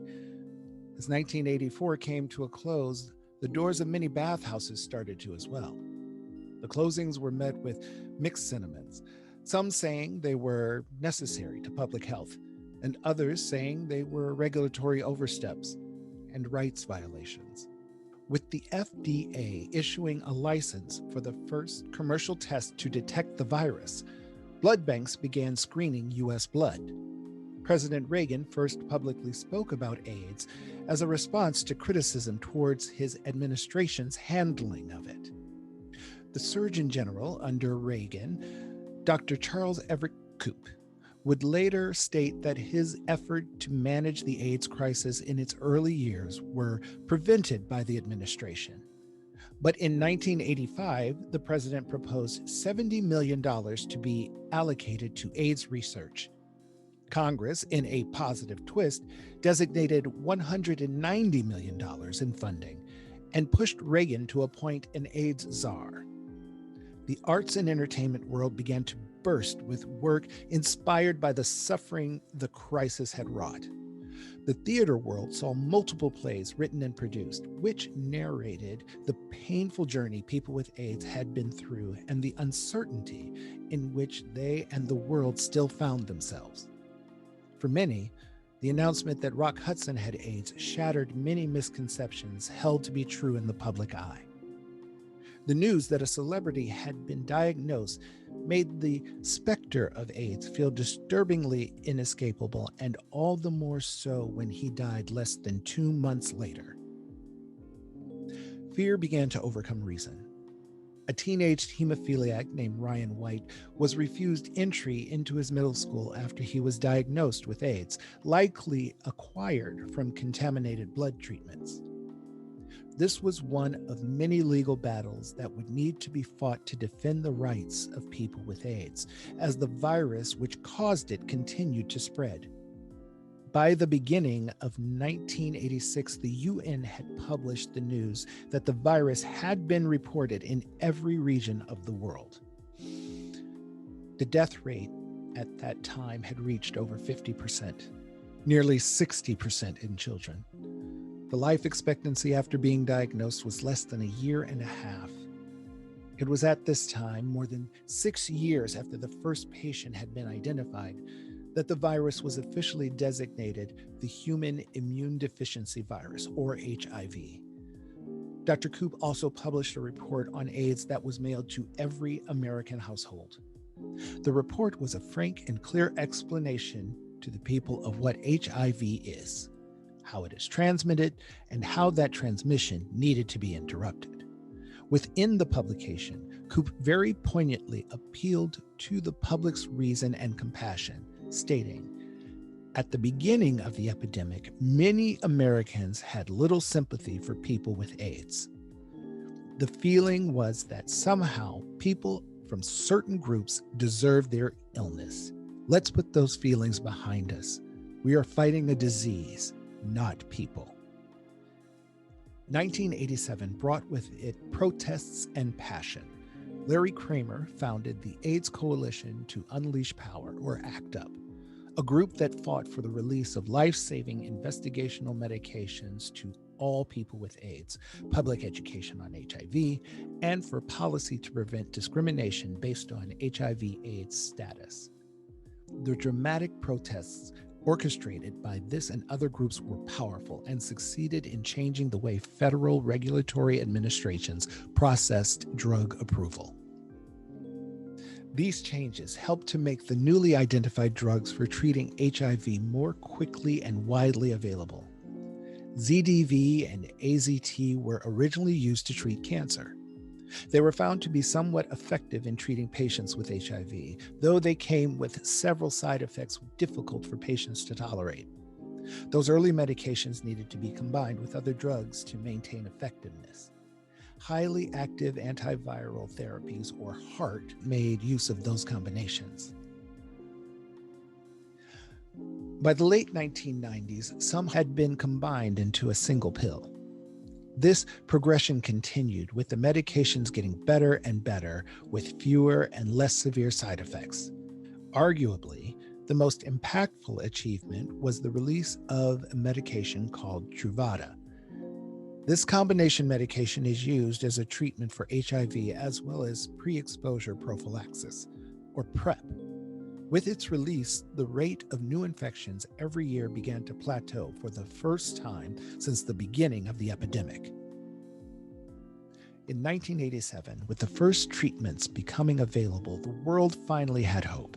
The toll of this dark period was high, and though the treatments improved year by year, the number of lives lost in the United States continued to grow for nearly another decade. Cleve Jones, an activist in the early years of the epidemic, crafted the first panel of the AIDS Memorial Quilt in honor of his friend Marvin Feldman. The quilt's inaugural display was on the National Mall in Washington, D.C. on October 11, 1987, as part of the Second National March on Washington for lesbian and gay rights. At that time, it was made up of nearly 2,000 panels in honor of people who had died of AIDS. The quilt then toured the country and the world, gaining panels from people all over, memorializing the people they loved. Now, the quilt is comprised of nearly 50,000 panels, honoring over 100,000 people.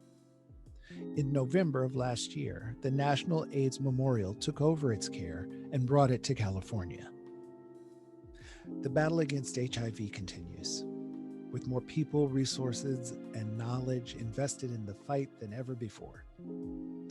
Treatments, prevention, and outreach are the weapons with which we must arm ourselves to stop the spread. Physicians at the forefront of HIV/AIDS initiatives see hope for the future and believe that through medication, education, and advocacy, the end of the epidemic is just around the corner.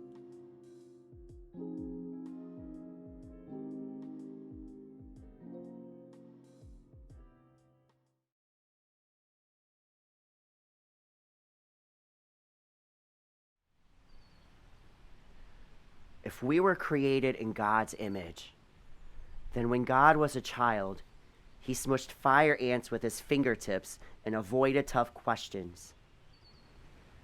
There are ways around being the go-to person, everybody, even for ourselves, even when the answer is clear, like the holy water Gentiles drink before realizing forgiveness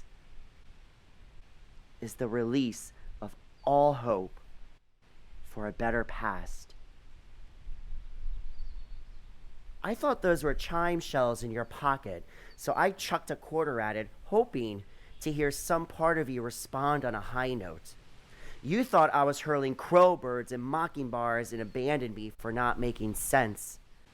Evidently, I don't experience things as rationally as you do. For example, I know mercy.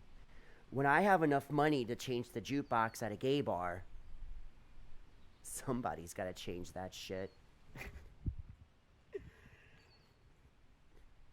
You know mercy whenever someone shoves a stick of morphine straight up into your heart. God damn, it felt amazing the days you were happy to see me.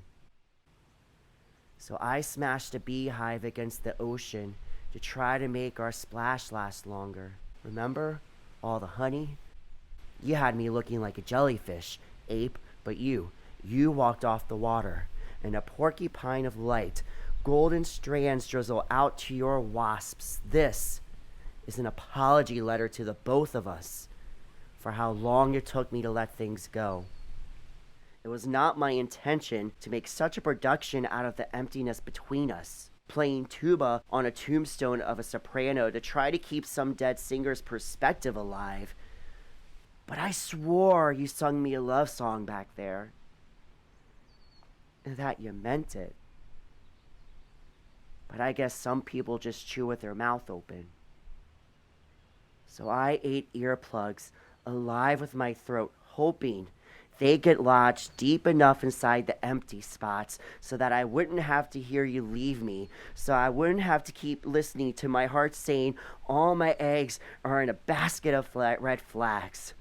All my eyes were in a basket of blindfolds in the cupboard with the muzzles and the gauze. You know, I didn't mean to speed so far out and off, trying to drive your nickels to the well when you were happy to let them wishes drop. But I still showed up for gentlemen's practice in the company of lead dancers, hoping their grace would get stuck in my shoes.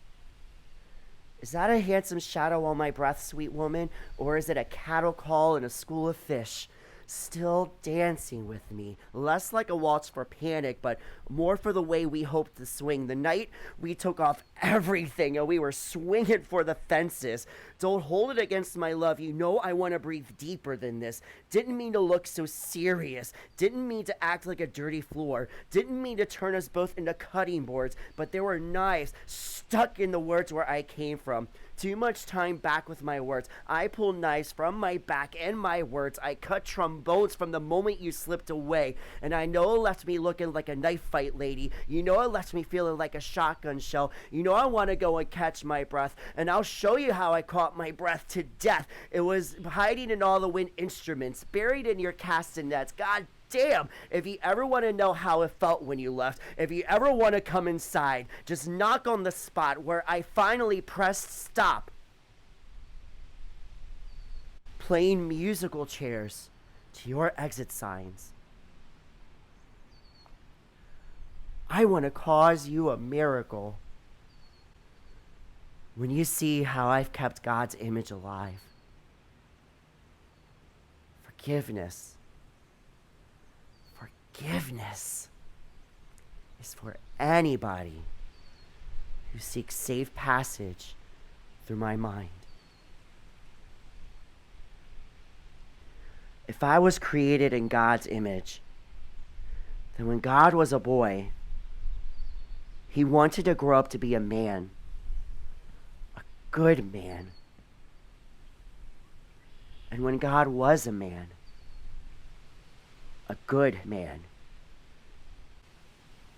he started speaking the truth in order to get honest responses. He'd say, yeah, I know. I should have worn my cross. Again. But I don't want to scare the Gentiles off.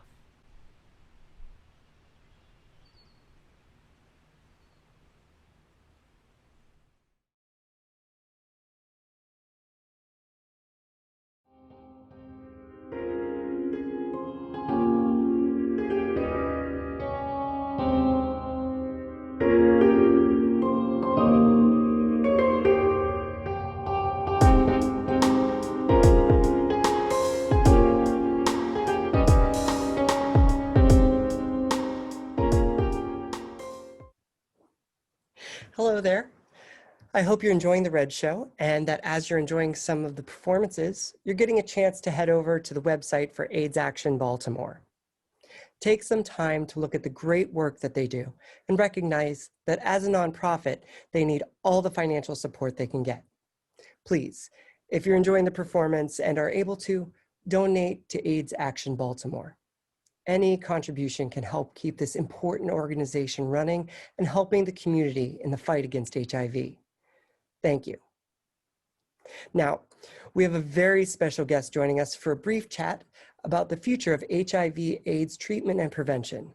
This man has not only shaped the way the HIV epidemic was confronted in the United States, but all over the world. We are very thankful that he was kind enough and able to carve out some time to speak with us about this important topic during a time in which he has been so very busy. Doctor, could you please introduce yourself to our viewers? My name is Dr. Anthony S. Fauci, and I'm the director of the National Institute of Allergy and Infectious Diseases at the National Institutes of Health. Well, thank you, Dr. Fauci, for joining us today. It's an honor to be speaking with you. Thank you. In the show today, we've talked about the history of HIV, the HIV pandemic, how it's called GRID, the discovery of the virus, and some of the treatments which have gotten better over the years.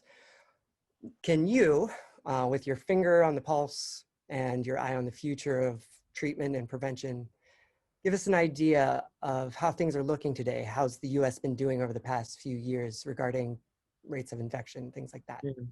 Well, as you probably know, the extraordinary success story of all of this has been the development of therapies in combination now that you can get in one pill, or at the most two, but you certainly can get combination antiretrovirals in one pill that consistently now brings the level of virus to below detectable level in most people.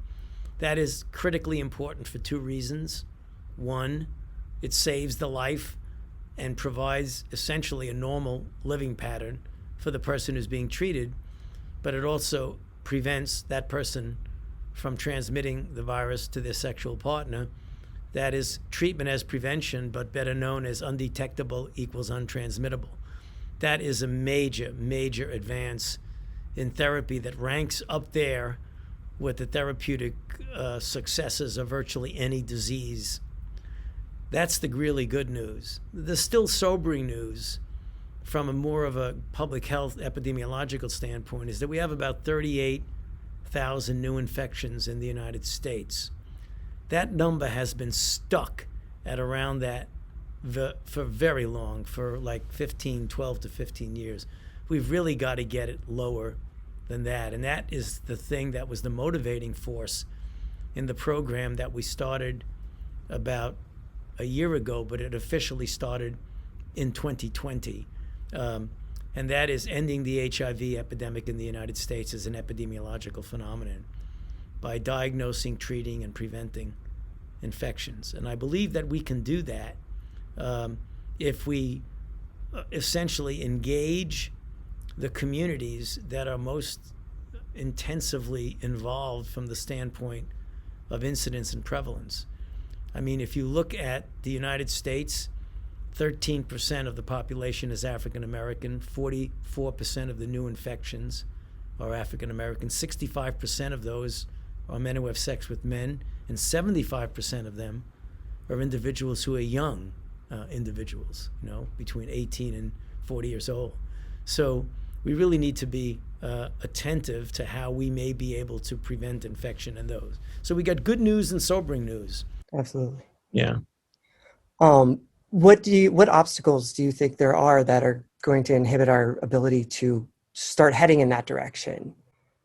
You know, some of it is still, and it pains me to say this because it was very prevalent when I was, when we were fighting the good fight in the early 1980s, but it's still there now, is the stigma associated with HIV, and in some regions of the country with just being a man who has sex with men.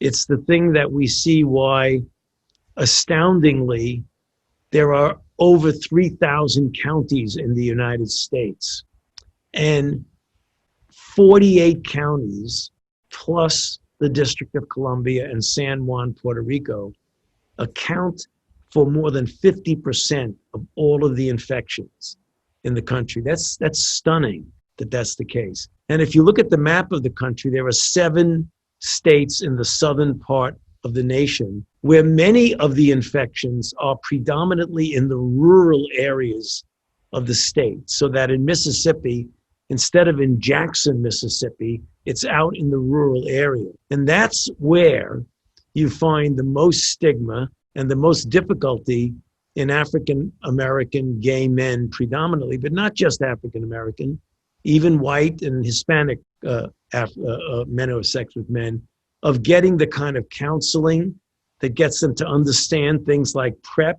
I mean, PrEP is a spectacular ability, a mechanism of avoiding infection. It's like 99% effective if you take the pill every day. And yet some people, because of this, the disenfranchisement in society, they don't have access to counseling and understanding of the benefits of PrEP. They don't have the accessibility to get a prescription for PrEP.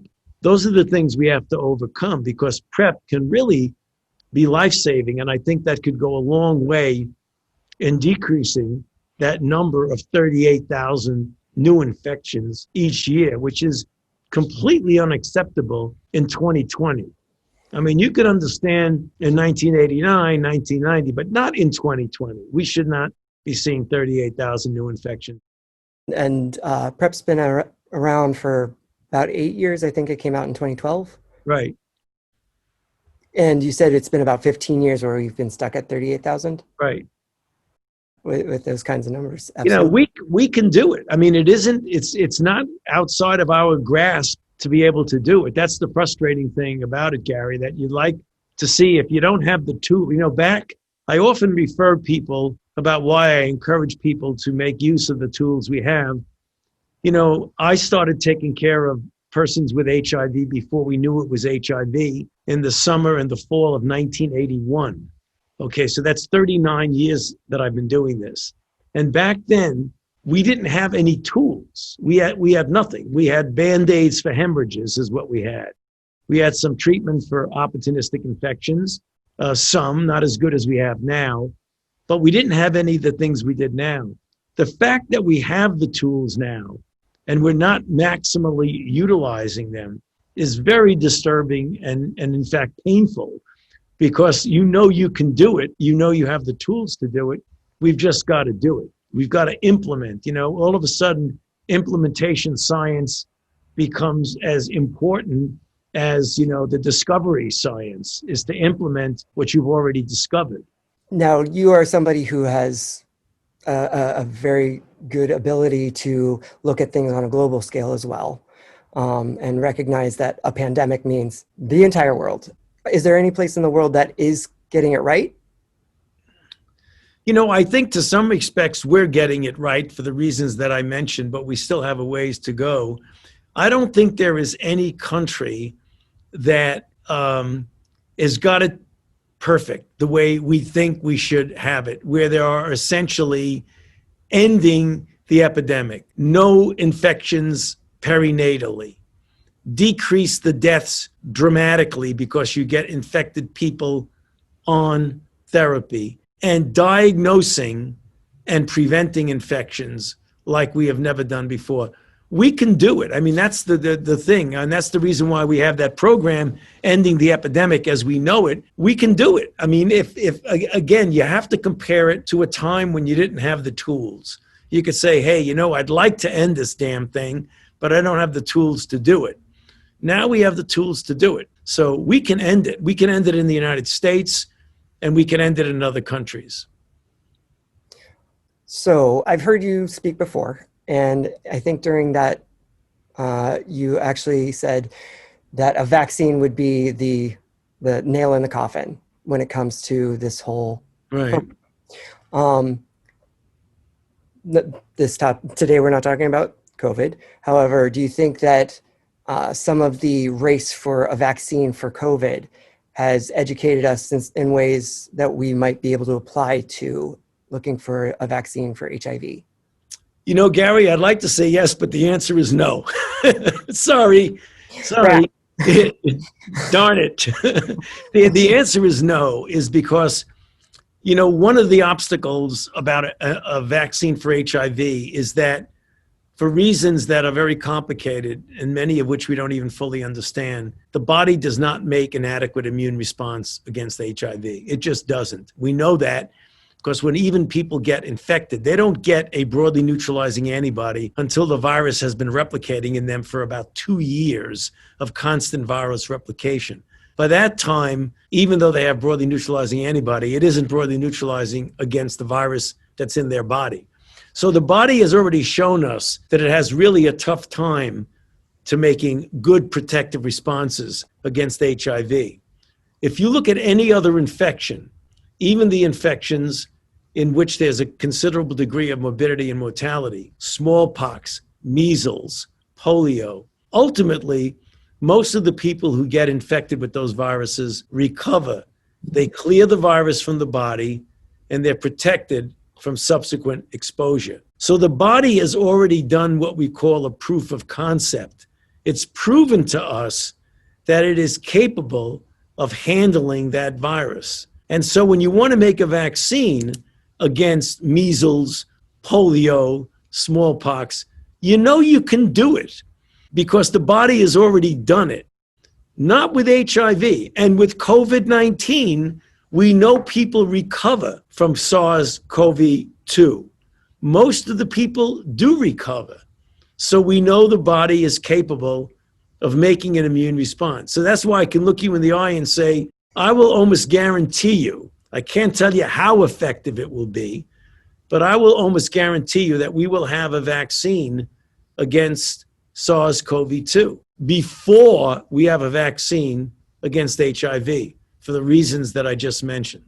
I didn't know if any of the RNA vaccines and things like that that we were forcing ourselves to try might have had any hope, but thank you for dashing my hope, sir. No, actually, let me undash it for a moment, Gary. I'll undash it. I'll undash it because we may utilize some of the platforms that are being shown to be effective in COVID to help us to get that immune response. So if that's what you meant, that could be helpful to us, that we get such a good response with an mRNA that we find out that we can stick the gene of the trimer envelope into an mRNA and get a better response. That's entirely conceivable. Okay. Entirely conceivable. Thank you for undashing. And with that kind of innovation, I know that there have been some other recent things. I work in stem cell collection. I know that recently there was the London study that was using allogeneic stem cells to treat an HIV patient. And that so far, I think it's about 30 months or more, that is looking successful. Do you think that that is a glimpse at a realistic treatment for HIV? Well, if you're trying to cure someone, a realistic treatment is what we already have. 1 pill a day, boom, and you're good. If you want to be without antiretroviral therapy, you've always got to balance the risk versus the benefit of the treatment. And allogeneic stem cells is not a trivial approach that is not without risks. and it's also very expensive and is risky. So if you want to have a cure for someone, you want to make sure the cure is not worse than the disease itself. So yes, we're always trying to cure people, but we should feel fortunate that we have therapies that a pill a day could do it. Absolutely. And I know you are very, very busy these days, so I'll wrap it up with one last question. And thank you. You've been so kind, so informative, and my pleasure. I appreciate it. As you are looking to the future, where do you see us heading in the fight in, say, 10 years? Do you think that it is realistic for us to be heading down that path of eliminating HIV and AIDS 10 years from now? I do. And I think we're going to show it, because I think we can be successful in the United States of the plan of ending the epidemic by 2030. I do believe that if we all pull together, we get people who are at risk on PrEP, we get that 38,000 down to 3,000. If we do that, I'd love to have another conversation with you again, and we could talk about it. I think I'll be around in 2030. I hope so. Well, I hear you're running 3.5 miles a day these days. So. I do. So keep that up, and I'm sure we could do that in about 10 years. Okay. Sounds good, Gary. Thank you. Thank you.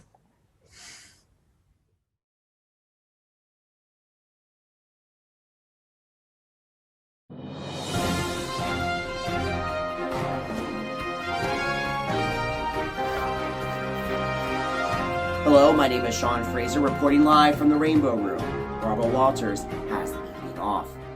Now, this 2020 year has brought us a lot of anxiety, and one thing we can attribute that to is the Electoral College. So tonight, in this breaking news segment, we're going to dive deep into the Electoral College and figure out why there's red and blues. Not and this again. You haven't read the words, have you? No, Kenny, I've read the words. I know what this category is, what you asked me to do. And let me guess, you didn't bring it with you. No, I have it written right here. What does that say?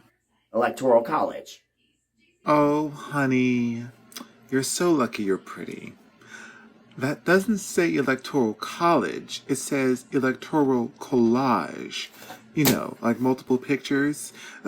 Sean, don't walk away. It's okay.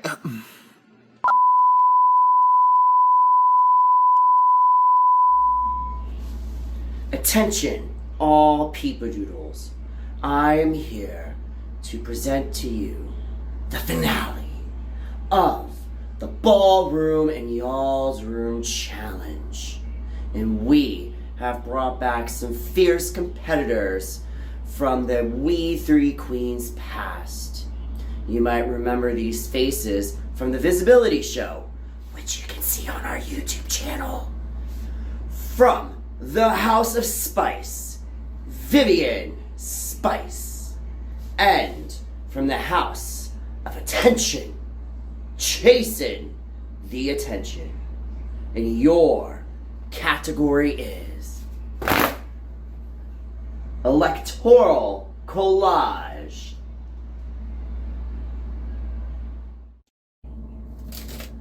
That's right, my peepadoodles. This category is made specifically for you. Because you're not just serving us one look, you're serving us 2, 3, 4 looks that would slay any runway you strut your stuff on. And if you can link it to all the beautiful colors of the Electoral College, well, you just might get a little bonus point. Now, trying to figure out how to put all these looks together? Well, I pulled up a nice little example for you, if you will.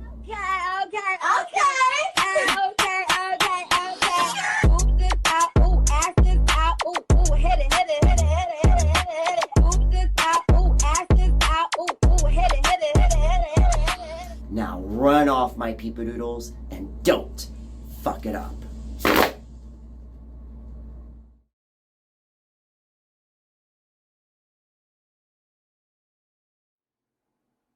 Thank you so much, Dr. Fauci, for joining us on The Red Show. It is my privilege to introduce to you the final act of the evening. Singing Joni Mitchell's Both Sides Now, the beautiful, the marvelous, the fierce Miss Kitty.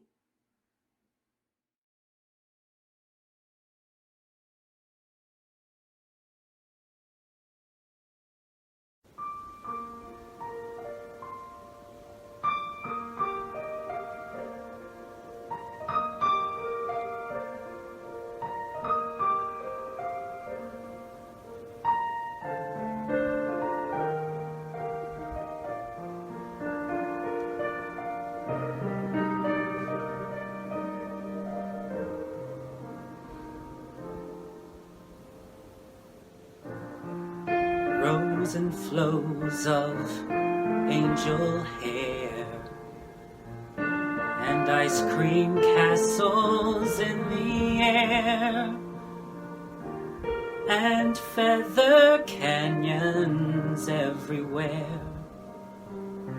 I've looked at clouds that way, but now they only block the sun. They rain and snow on everyone. So many things I would have done, but clouds got in the way. I've looked at clouds from both sides now, from up and down, and still somehow it's clouds' illusions I recall. I really don't know clouds at all.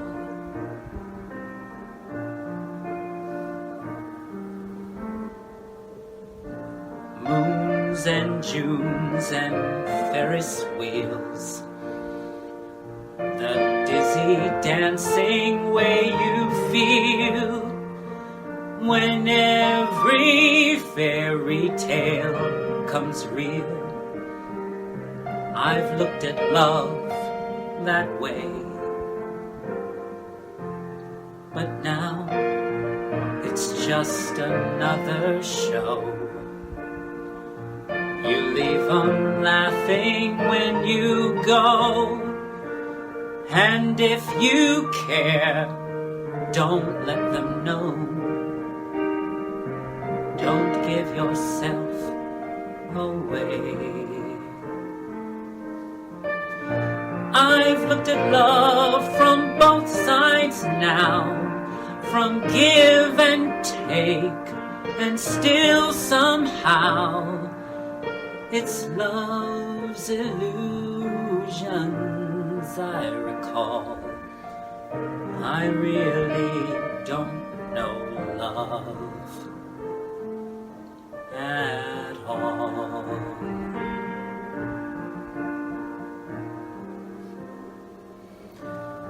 Tears and fears and feeling proud to say I love you right out loud, and dreams and schemes and circus crowds.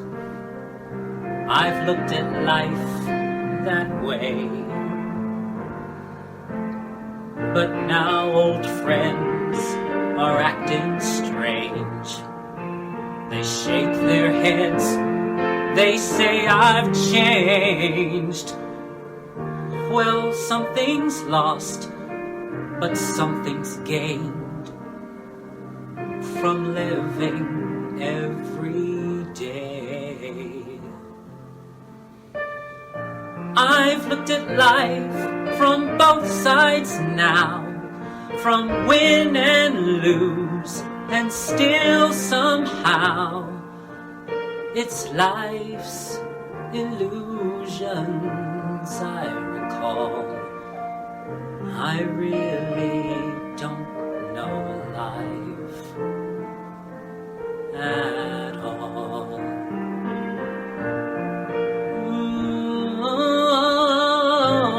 I've looked at life from both sides now. From win and lose and still somehow it's life's illusions I recall. I really don't know life. I really don't know life at all.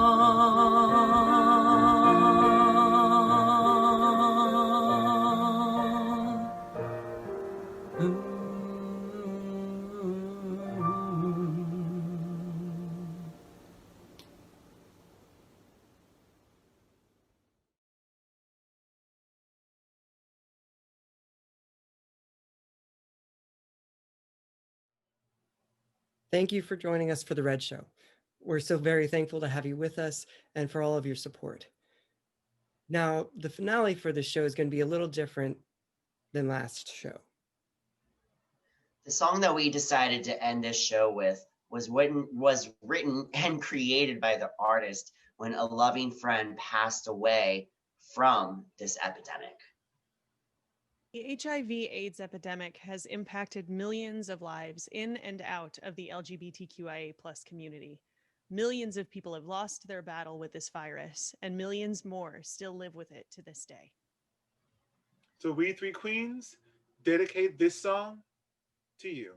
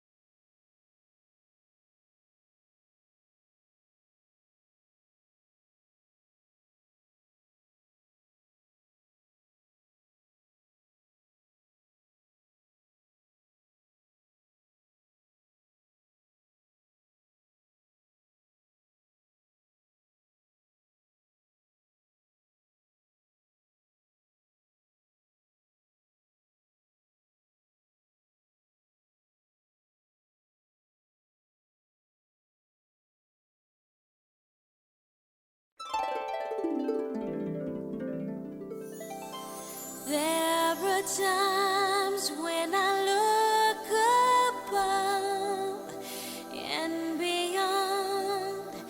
There are times when I feel your love around me, baby. I'll never forget my baby. I'll never forget you.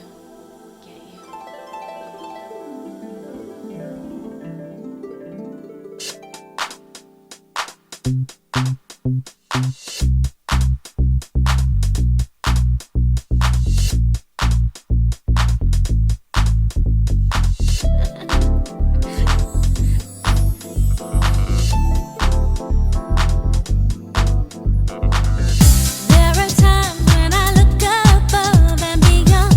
There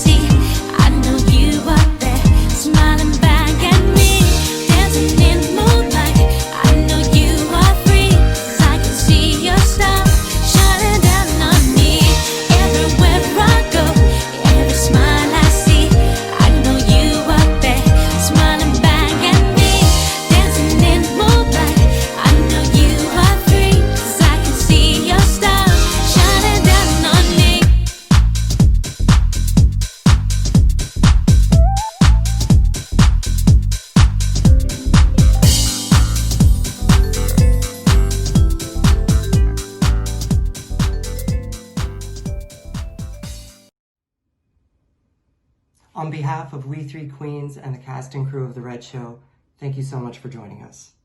Remember, be seen, be heard. I am the beat conductor, splitting every structure. I can be the dance machine.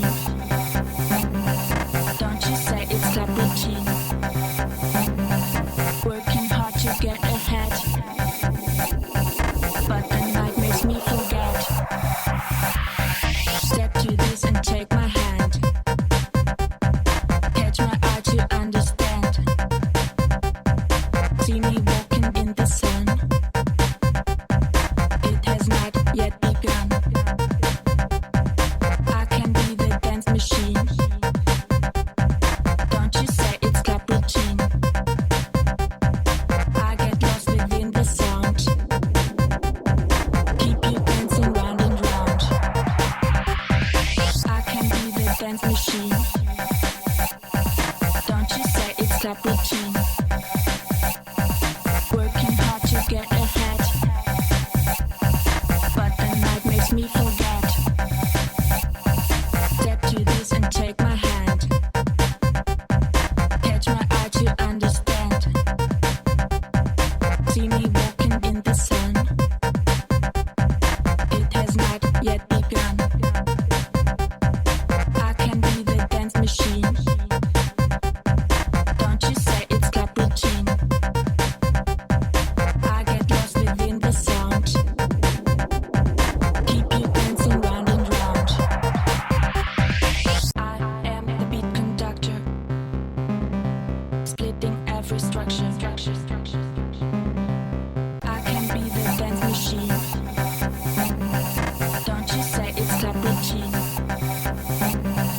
Working hard to get ahead,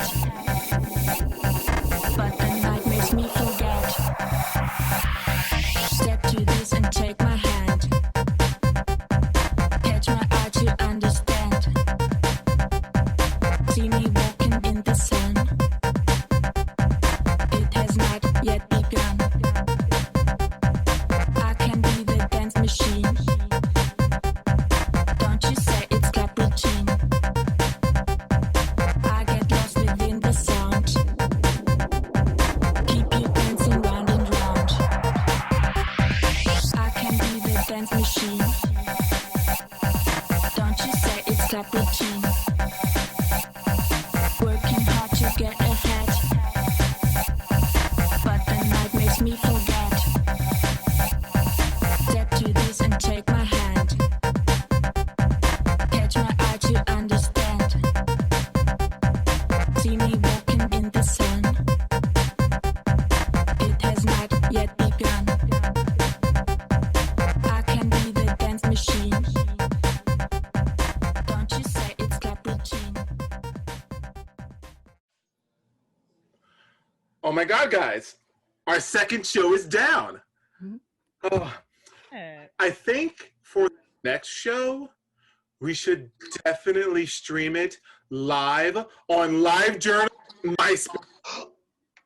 Yes. And then we can get all the actors and actresses and actor thems to be on our top 8.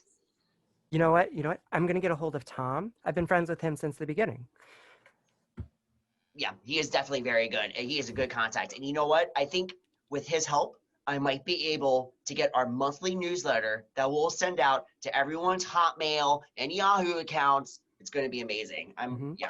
Oh, you know what? I'm going to go ahead and get the MSN account ready. Give me 1 second.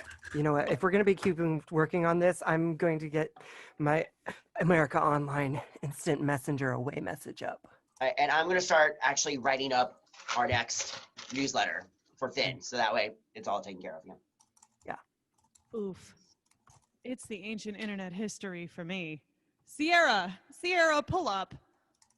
You rang? Sierra, thank goodness you're here. These clowns are crazy cringe, no cap. At this rate, the next show will never pass the vibe check. Please tell me you've got something for me. I am dying over here. I didn't understand a word you just said. Is that English? Oof, y'all are too much. All right, we three queens, I think it's time for a dethroning. What? What do you mean? Mm-hmm. All right, next, Miss Kenny. I don't know, but technically, we don't really need you. No. Sierra. You need a production team. You need the queens. I mean, I'm the executive director. What are you gonna do? And you know what? I think we're gonna go in a new direction. What? Nope. All right, Finn. I think it's time for us to move forward. If all of the kings had their queens on the throne, we would pop champagne and raise a toast to all of the queens.